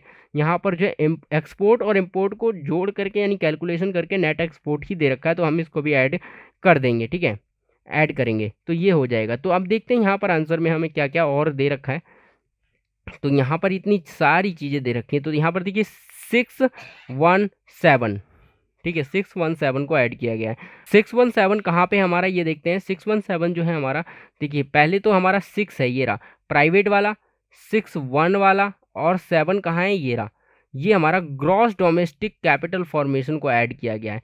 तो यहाँ पर क्या है, क्रॉस, यहाँ पर ग्रॉस डोमेस्टिक कैपिटल फॉर्मेशन, इसको ऐड कर दिया गया, 7 को भी ऐड किया गया है, ठीक है। तो यहाँ पर कैपिटल फॉर्मेशन हमारा, यहाँ पर देखिए नेट डोमेस्टिक कैपिटल फॉर्मेशन, यानी इनकम मेथड में हम नेट को हम कैलकुलेट करेंगे, और हमारा जो है यहाँ पर एक्सपेंडिचर मेथड को हम एक्सपेंडिचर मेथड में ग्रॉस वाला लगाएंगे। क्योंकि जब एक्सपेंडिचर मेथड का यूज करते हैं तो हमें क्या मिलता है, हमें हमें क्या मिलता है, जीडीपी, यहाँ पर एमपी मिलता है, जीडीपी एमपी मिलता है, क्या मिलता है, जीडीपी एमपी मिलता है, इसलिए ग्रॉस वाला आता है। तो यहाँ पर ग्रॉस वाला हम ऐड करेंगे, ठीक है। तो आई होप क्लियर हो गया। चलिए अब हम देखते हैं नेक्स्ट हमारा क्या है। यहाँ पर जो है, यहाँ पर 15वां जोड़ा गया है, और यहाँ पर जो है 7 माइनस जो है 12, यहाँ पर जो है 13 को माइनस किया गया है, ठीक है। यहाँ पर सबसे पहले 7 माइनस 13 ये देखते हैं क्या है, ठीक है। यहाँ पर ये 7 माइनस 13 किया गया है, तो 7 माइनस 13, तो 7 क्या है हमारा, यहाँ पर देखिए 7, ये देखिए। तो यहाँ पर थोड़ा सा गड़बड़ हो रखा है, 7 माइनस 13 जो है हमारा प्रॉफिट, ये आ गया हमारा प्रॉफिट, क्या है हमारा 13 हमारा प्रॉफिट है। तो यहाँ पर देखिए प्रॉफिट को हमने क्या किया है, एक तरीके से हमने प्रॉफिट को यहाँ पर देखिए प्लस किया है, ठीक है। एक्सपेंडिचर मेथड में प्रॉफिट को जो है यहाँ पर प्लस किया गया, क्योंकि ये माइनस माइनस प्लस हो जाएगा, और ये 7 है, तो यहाँ पर हम 7 देखते हैं।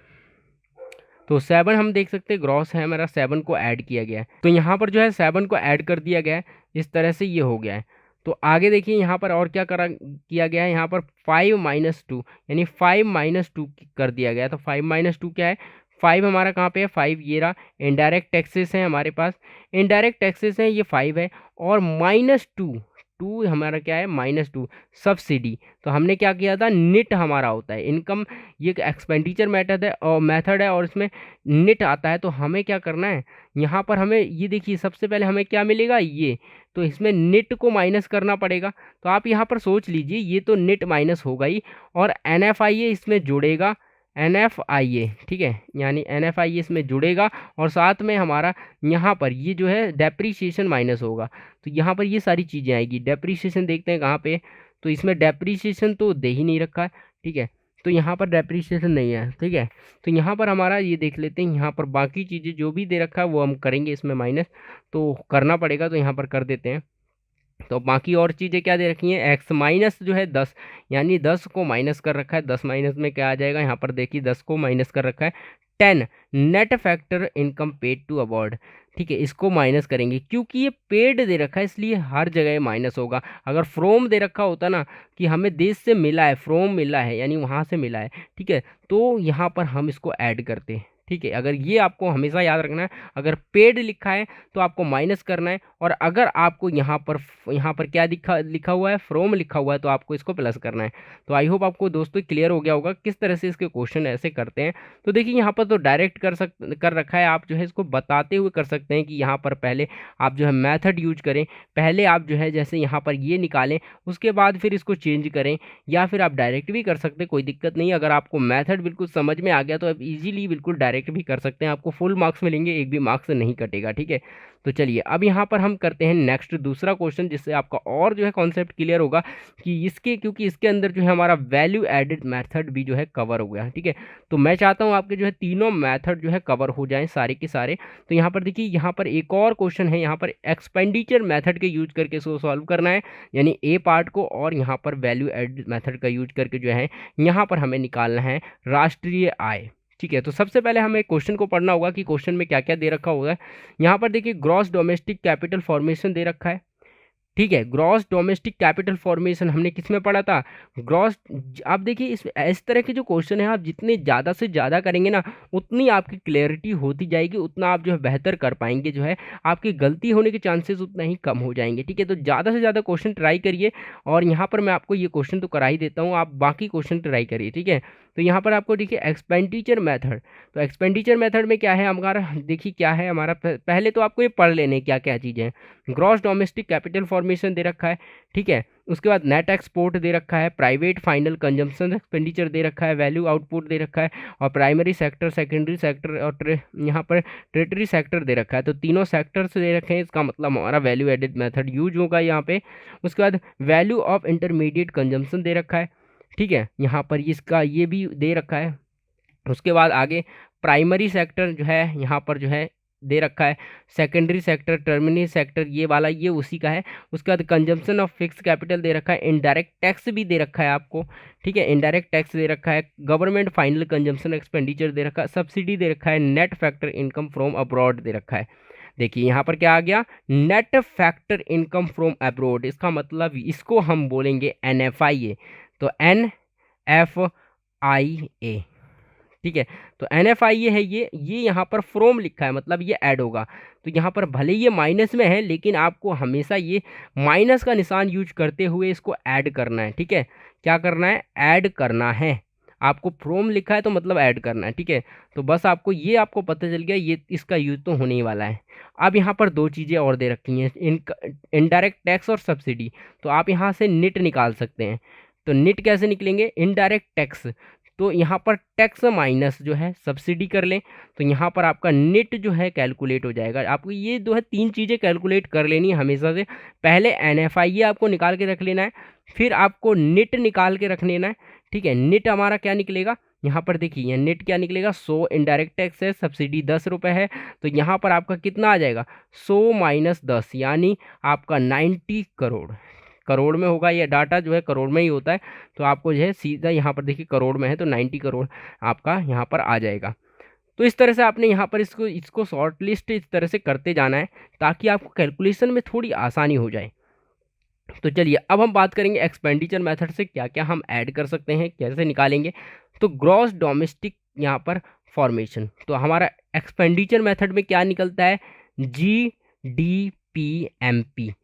ठीक है, GDP-MP हम कैलकुलेट करते हैं इसमें, उसके बाद हम इसको चेंज करते हैं। ठीक है, तो यहाँ पर हम चेंज करेंगे तो हम सबसे पहले तो हम क्या करेंगे, ग्रॉस डोमेस्टिक कैपिटल फॉर्मेशन को हम यहाँ पर ऐड करेंगे। उसके बाद नेट एक्सपोर्ट, तो यहाँ पर नेट एक्सपोर्ट भी आ गया, तो हम यहाँ पर देखिए आंसर की ओर चलेंगे और यहाँ पर हम देखेंगे क्या क्या ऐड किया गया है। तो NFI यानी NNPFC निकालना है एक्सपेंडिचर मेथड से। तो यहाँ पर सबसे पहले तो 1 2 3 और को तीनों को ऐड कर रखा है।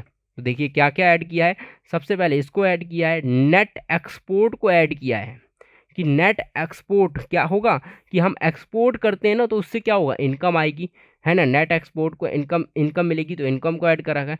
प्राइवेट जो है सेक्टर करते हैं कंजम्पशन एक्सपेंडिचर करते हैं तो उसको भी ऐड करते हैं। ठीक है, हमारा इसका फॉर्मूला क्या होता है, फॉर्मूला हमेशा याद रखना है एक्सपेंडिचर का। तो एक्सपेंडिचर मेथड का फॉर्मूला है हमारा, अगर आपको यहाँ पर GDP-MP यहाँ पर क्या निकलता है, MP निकलता है ना, तो MP निकालने के लिए आपका फॉर्मूला है G प्लस यहाँ पर C प्लस यहाँ पर I प्लस यहाँ पर जो है X माइनस M। आपको ये फॉर्मूला याद रखना है। ठीक है, तो ये हमेशा याद रखना है कि आपका गवर्नमेंट आएगा, निजी क्षेत्र आएगा, और यहाँ पर इन्वेस्टमेंट आएगा, और साथ में जो है एक्सपोर्ट आएगा। तो हमने ये सारी चीज़ें, तीन चीज़ें जोड़ दी साथ में। और देखिए और क्या मिल सकता है हमें, यहाँ पर देखिए और क्या कर रखा आगे, 8वां, और यहाँ पर जो है 8 and 7, 8 यहाँ पर 8 और यहाँ पर जो है 9 को जोड़ रखा है, 8 9 और 10 को जोड़ा है, 8 9 10 को जोड़ा है। 8 हमारा क्या है, हमारा यहाँ पर देखिए 8 हमारा है, 8 जो है हमारा ये रहा गवर्नमेंट वाला है, इसको जोड़ेंगे, बिल्कुल जोड़ेंगे, बिल्कुल यहाँ पर ये प्लस होगा, गवर्नमेंट 8 9 और 10 7। यहाँ पर देखिए हमने क्या करता है, नेट को इसने एक साथ ही कर दिया है, तो यहाँ पर क्या करते थे हम, इसको 7 में से यहाँ पर घटाते। तो आप इस तरह से लिख सकते हैं कि आप जो है 7 माइनस जो है यहाँ पर क्या करने वाले हैं, 9। इस तरह से आप इसको माइनस करके यहाँ पर इस तरह से लिख सकते हैं। ठीक है, तो इस तरह से आप इसको ऐड कर देंगे। तो ऐसे आप ऐड करना, ठीक है, कैसे ऐड करना, इस तरह से ऐड करना। तो यहाँ पर कैसे ऐड किया गया है, यहाँ पर देखिए 7 माइनस यहाँ पर इस तरह से ये कर दिया गया, अलग अलग कर रखा है, इसमें कोई दिक्कत नहीं है, आप भी कर सकते हैं, ठीक है। अब यहाँ पे 6 को भी माइनस किया गया है। 6 हमारा क्या चीज़ है, हमें देखते हैं यहाँ पर। 6 हमारा ये रहा consumption of fix capital. Consumption of fix capital हो गया, इसको माइनस करेंगे, क्यों, कंजम्पशन हुआ है। देखिए कंजम्पशन का मतलब है हमारा हमारा उपभोग हो गया, यानी यहाँ पर जो है खर्च हुआ है एक तरह से, तो यहाँ पर इसको माइनस करेंगे, ठीक है। कैपिटल में, फिक्स कैपिटल में कंजम्पशन हुआ, तो इसको जो है माइनस करेंगे, ठीक है। तो ये हो जाएगा आपका माइनस। तो आई होप आपको ये समझ में आ गया कैसे आप जो है करेंगे। तो यहाँ पर इस तरह से आप जोड़ेंगे घटाएंगे, तो यहाँ पर आपका जो आ जाएगा, यहाँ पर इतना आंसर आ जाएगा, ठीक है, 1110 करोड़ का, ठीक है। तो अब हमें निकालना है एनएनपी यानी एफसी। एनएनपी एफसी यानी राष्ट्रीय आय की गणना करनी है, वो भी वैल्यू एडेड मेथड से। तो अब हमें क्या करना होता है इस मेथड में, आपको मैंने बताया था, क्या बताया था कि तीनों सेक्टर आते हैं, प्राइमरी सेक्टर और यहाँ पर जो है प्राथमिक क्षेत्र, द्वितीय क्षेत्र और तृतीय क्षेत्र। तो ये होता है हमारा प्राइमरी सेक्टर, एक होता है सेकेंडरी सेक्टर और एक होता है टेरिटरी सेक्टर। तो हमारे तीनों सेक्टर्स को हम जोड़ देंगे, तो यहाँ पर हमारा क्या होगा, तीनों क्षेत्रों को हम क्या करने वाले हैं, जोड़ने वाले हैं। तो वैल्यू आउटपुट यहाँ पर ये निकलेगा, तीनों क्षेत्रों को जोड़ेंगे। तो अभी हमने, मैं आपको बता देता हूँ कौन सा क्षेत्र है हमारा, नंबर 4 का हमने जोड़ दिया। तो नंबर 4 हमारा क्या है, हमारा नंबर 4 जो है हमारा ये जो है, नंबर 4 पर चलते हैं हम। यहाँ पर नंबर 4 है हमारा ये, यानी वैल्यू ऑफ आउटपुट। हम जितनी वैल्यू आउटपुट होगी हम इसको सबको जोड़ देंगे, तीनों को जोड़ा। जोड़ने के बाद देखिए, जोड़ने की जगह हमने यहाँ पर क्या लिख दिया है, हमने यहाँ पर 4 ही लिख दिया है तीनों को जोड़ने के बाद, ठीक है। तो यहाँ पर 4 हो गया। उसके बाद अब हम क्या जोड़ते थे इसमें, तीनों सेक्टर्स को जोड़ दिया गया। तीनों सेक्टर्स को जोड़ने के बाद हमारे पास और क्या है, यहाँ पर देखिए 5 और यहाँ पर 6 को माइनस किया गया है, 5 6 7 को माइनस किया गया है, ठीक है। तो 5 6 7, तो हमारे यहाँ पर देखिए 5 हमारा क्या है, 5 जो है हमारा कंजम्पशन ऑफ फिक्स कैपिटल।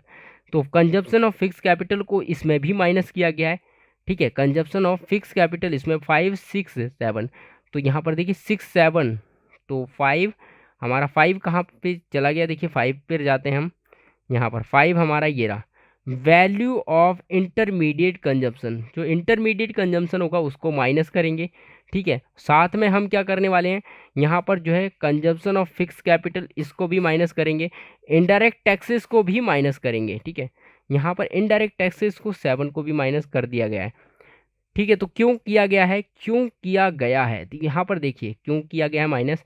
यहाँ पर देखते हैं इसको माइनस क्यों किया गया है, क्योंकि यहाँ पर हम देख लेते हैं, यहाँ पर इस तरह से, यहाँ पर ये हम निकाल रहे हैं, ठीक है, ये हम डायरेक्ट निकाल रहे हैं, तो इसको माइनस कर दिया पहले से ही, क्योंकि इसके अंदर जो है हमारा क्या निकल के आता है, इसके अंदर हमें जीडीपी एमपी मिलता है, एमपी मिलता है, क्या मिलता है, जीडीपी एमपी मिलता है।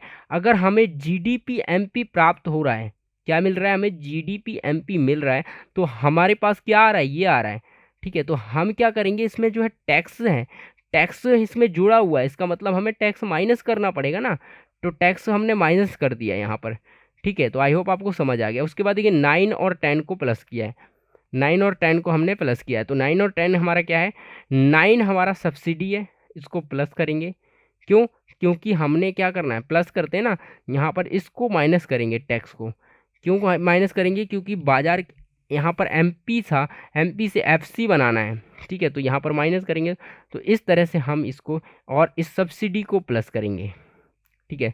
तो यहाँ पर इस तरह से हम ये कर लेंगे। तो आई होप आपको समझ में आ गया किस तरह से करना है। नेक्स्ट हमारा इसको नेट इनकम फ्रॉम अब्रॉड, ये तो प्लस लास्ट में करना ही था, तो ये भी कर देंगे। तो इस तरह से आपको पहले आइडेंटिफाइड करना है कि कौन कौन से एलिमेंट आएंगे और कौन कौन से नहीं आएंगे, ठीक है। तो ये सारे जो है यहाँ पर आपको ढूंढने हैं कौन कौन से आते हैं नहीं आते हैं, और उसके बाद जो है इस तरह से आपको यहाँ पर सॉल्यूशन कर लेना है।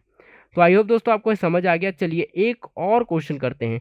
देखिए एक और क्वेश्चन हम करेंगे और क्लियर हो जाएगा आपके लिए कि सबसे पहले क्या करना है, हमें calculate NVA from following data. NVA हमें कैलकुलेट करना है, नेट वैल्यू, और यहाँ पर जो है net value factor cost per calculate करनी है। सबसे पहले हमें क्या दे रखा है, सब्सिडी दे रखी है, सेल्स दे रखा है, डेप्रीशिएशन दे रखा है, एक्सपोर्ट दे रखा है, क्लोजिंग और क्लोजिंग ओपनिंग और इंटरमीडिएट परचेज और और purchase of machinery for own use दे रखा है, इम्पोर्ट ऑफ रॉ मटेरियल दे रखा है, ये सारी चीज़ें हमें गिवन है। ठीक है, तो अब हम इसको कैसे कैलकुलेट करेंगे, देखिए इसका यहाँ पर आंसर देखते हैं। यहाँ पर NVA, इसको कैलकुलेट करने के लिए हमें पहले सेल्स जोड़नी पड़ेगी सेल्स में, उसके बाद जो है हमारे यहाँ पर जो चेंज हुआ है, ठीक है, यानी क्लोजिंग माइनस ओपनिंग स्टॉक जो भी है उसको हम यहाँ पर क्लोजिंग माइनस ओपनिंग स्टॉक करेंगे, और यहाँ पर ये वाला जो है IC करेंगे, और नेट को माइनस करेंगे, डेप्रीसिएशन को माइनस करेंगे, तो हमारा ये NF यहाँ पर NVA हमें प्राप्त हो जाएगा। ठीक है, तो सेल्स की बात करें तो सबसे पहले सेल्स हमारा 2 पे आएगा, तो 2 पे जाते हैं, जो कि सेल्स है हमारा ये रहा, इसको हमें प्लस करना है। ठीक है, इसको हमने प्लस कर दिया। नेक्स्ट हमारा 5 में से 6 को घटाएंगे, तो यानी क्लोजिंग माइनस ओपनिंग करेंगे, जैसे कि हमारा क्लोजिंग स्टॉक है ये रहा, यहाँ पर क्लोजिंग स्टॉक, यहाँ पर इसको घटाने के बाद इसको प्लस कर देंगे। ठीक है, इन दोनों को घटाएंगे, उसके बाद हम इसको प्लस करेंगे। ठीक है, क्या होगा, क्लोजिंग माइनस ओपनिंग स्टॉक को करेंगे। ठीक है, तो ये हो गया। अब हम आगे बढ़ेंगे, इसमें क्या करेंगे, -7 और 1 को प्लस करेंगे, -7 और यहाँ पर -3 को घटाएंगे। ठीक है, -7 और -3 करेंगे, तो -7 कहाँ है हमारा, -3 देखिए डेप्रीसिएशन को माइनस करेंगे, क्योंकि डेप्रीसिएशन माइनस करेंगे ना, क्यों करेंगे, क्योंकि हमें देखिए यहाँ पर याद रखो, हम ये देखिए NVAFC, ठीक है, ये चाहिए, तो हमें क्या करना पड़ेगा, याद रखो, हमें यहाँ पर एन है, एन चाहिए, तो मतलब डेप्रीसिएशन माइनस होगा। ठीक है, और हमारे पास वी है, वी तो हमें कैलकुलेट करना पड़ेगा एनी सेल्स से हमारा बी आएगा। ठीक है, या प्राइस दे रखा हो तो उसको मल्टीप्लाई कर दो तो आ जाएगा। ठीक है, तो इस तरह से आता है। और यहाँ पर फैक्टर कॉस्ट है, यानी आपको नेट पर ध्यान देना है। नेट हमारा जो है इसमें पहले से माइनस हो रखा है, क्या है यहाँ पर ये है। ठीक है, ये हमें निकालना है, तो यहाँ पर हमें क्या करना पड़ेगा, नेट को माइनस करना पड़ेगा। तो हमें देखिए यहाँ पर क्या है, नेट माइनस कैसे करेंगे, हम यहाँ पर देखते हैं।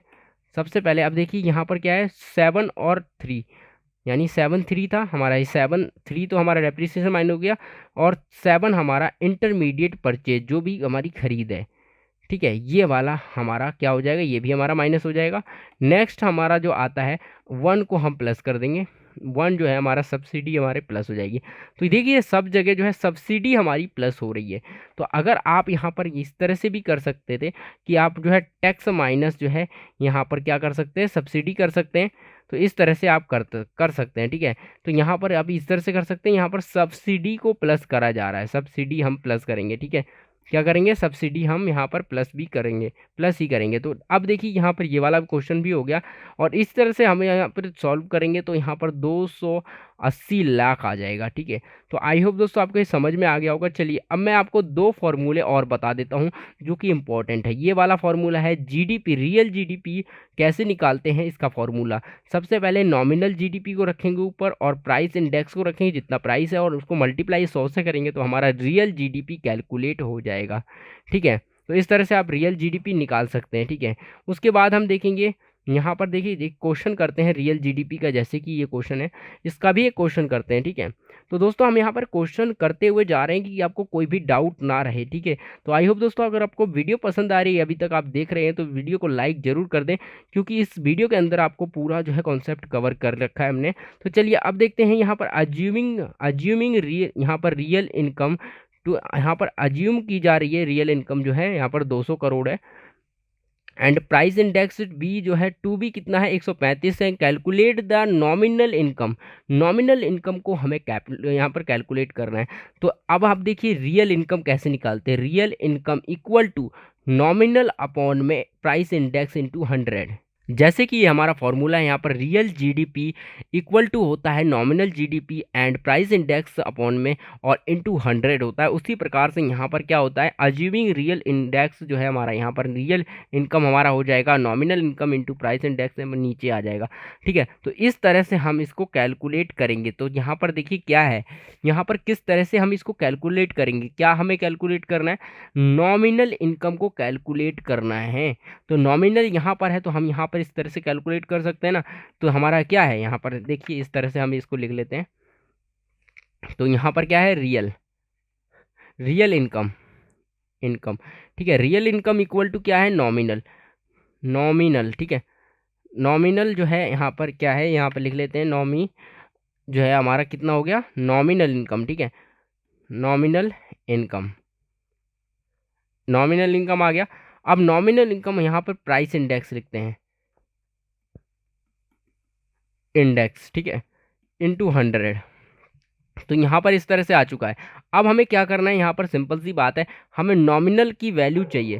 तो अब हम क्या करेंगे, यहाँ पर देखिए ये मल्टीप्लाई में है, तो यहाँ पर क्या आ जाएगा, इस तरह से हम यहाँ पर रियल इनकम, ठीक है, इनकम हम रियल इनकम लिख रहे हैं, यहाँ पर जो है मल्टीप्लाई में है, तो यहाँ पर क्या आ जाएगा, ये डिवाइड में आ जाएगा, नीचे आ गया 100, और ये डिवाइड में है नीचे, तो ये मल्टीप्लाई में चला जाएगा। प्राइस इंडेक्स, प्राइस यहाँ पर इंडेक्स, इंडेक्स इक्वल टू क्या आ जाएगा, ये रह जाएगा nominal income, nominal income, income, ठीक है, नॉमिनल इनकम रह गया। अब यहाँ पर सिंपल सा ये फॉर्मूला बन गया हमारा, नॉमिनल इनकम इक्वल यहाँ पर इक्वल टू हो जाएगा रियल इनकम और अपॉन में 100 इंटू प्राइस इंडेक्स बन जाएगा। तो यहाँ पर हमें क्या करना है, सिंपल सी बात है, अज्यूमिंग यहाँ पर इनकम कितनी है हमारी, यहाँ पर 200 करोड़ है, और प्राइस इंडेक्स हमारा दे रखा है 135। तो प्राइस इंडेक्स यहाँ पर देखिए, यहाँ पर 200 आ जाएगा, अपॉन में 100 आ जाएगा, और यहाँ पर 135 आ जाएगा, तो 35 आएगा। यहाँ पर नॉमिनल इनकम निकलेगी, नॉमिनल, ठीक है, इनकम। तो यहाँ पर आगे बढ़ते हैं, यहाँ पर नॉमिनल इनकम आ गया, तो हम इसको लिख सकते हैं यहाँ पर इस तरह से, जो है नॉमिनल इनकम, ठीक है, इनकम हमारी इक्वल टू कितना हो जाएगी, हमारा यहाँ पर कितना था, यहाँ पर देखिए 200/100 इंटू 135, ठीक है, 200/100 यहाँ पर क्या हो जाएगा, 2 जीरो से 2 जीरो गया, और इंटू यहाँ पर 135 हो जाएगा। तो यहाँ पर कितना आ जाएगा, यहाँ पर 2 इंटू 135 आ जाएगा, 135 आ जाएगा। इसको सॉल्व करते हैं जल्दी से, 10 हो जाएगा, और 6 हो जाएगा, और एक यहाँ पर 7 हो जाएगा, और यहाँ पर 2 हो जाएगा। तो इसकी जो इनकम आ जाएगी 270, कितनी आ जाएगी, 270 किस में है, ये करोड़ में है, तो यहाँ पर 270 CR, करोड़, ठीक है। तो इस तरह से आप कैलकुलेशन कर सकते हैं नॉमिनल इनकम की। आई होप दोस्तों ये आपको समझ में आ गया होगा, बस आपको ये फॉर्मूला याद रखना है। अगर आपका रियल जीडीपी का क्वेश्चन आ जाता है, कैलकुलेशन के लिए आता है, तो आप इस तरह से कर सकते हैं, ठीक है। और अगर आपके पास राष्ट्रीय आय निकालने का आता है, तो आप लोग मैंने बता ही दिया कि कैसे करना है, कैसे फॉर्मूले हैं, ठीक है। तो आई होप दोस्तों आपको जो है ये वीडियो पसंद आई होगी, वन शॉट, बहुत मेहनत लगी इस वीडियो को बनाने में। तो दोस्तों सपोर्ट करें, इस वीडियो को लाइक करें, अपने दोस्तों के साथ शेयर करें, और चैनल को अभी तक सब्सक्राइब नहीं किया तो क्या कर रहे हो, जल्दी से सब्सक्राइब कर लो, क्योंकि इस चैनल पर आपको ऐसी ही वीडियो मिलती रहती हैं। तो जल्दी से सब्सक्राइब कर लो, और इस तरह से वीडियो देखते रहिए, और भी आगे ऐसी ही वीडियो आने वाली हैं। लेकिन आप जो है इसको थोड़ा, आप जो है आप लाइक करेंगे, कमेंट करेंगे, तो हमें मोटिवेशन मिलेगा, और मोटिवेशन मिलेगा तो मैं आपके लिए और ज़्यादा वीडियो बनाऊँगा। तो दोस्तों आई होप दोस्तों ये वीडियो पसंद आई होगी, पसंद आई तो दोस्तों इस वीडियो को ज़रूर अपने दोस्तों के साथ ज़रूर शेयर करें। और साथ ही दोस्तों अगर आपको इस जो है इस वीडियो के जो है आपको नोट्स चाहिए, आपको ये PDF चाहिए, तो आप हमारा टेलीग्राम ज्वाइन कर सकते हैं, टेलीग्राम ग्रुप जो आप ज्वाइन कर सकते हैं। आपको टेलीग्राम लिंक जो है आपको इस वीडियो के डिस्क्रिप्शन और चैनल पर आपको मिल जाएगा, तो वहाँ से आप जो है ज्वाइन कर सकते हैं, और आपको ये पूरा PDF आपको मिल जाएगा। आप इसकी प्रैक्टिस कर सकते हैं, और कोई भी डाउट हो तो आप इसको पढ़ सकते हैं। तो आई होप दोस्तों, चलिए अब हम मिलेंगे आपको किसी ऐसी ही और इंटरेस्टिंग वीडियो में।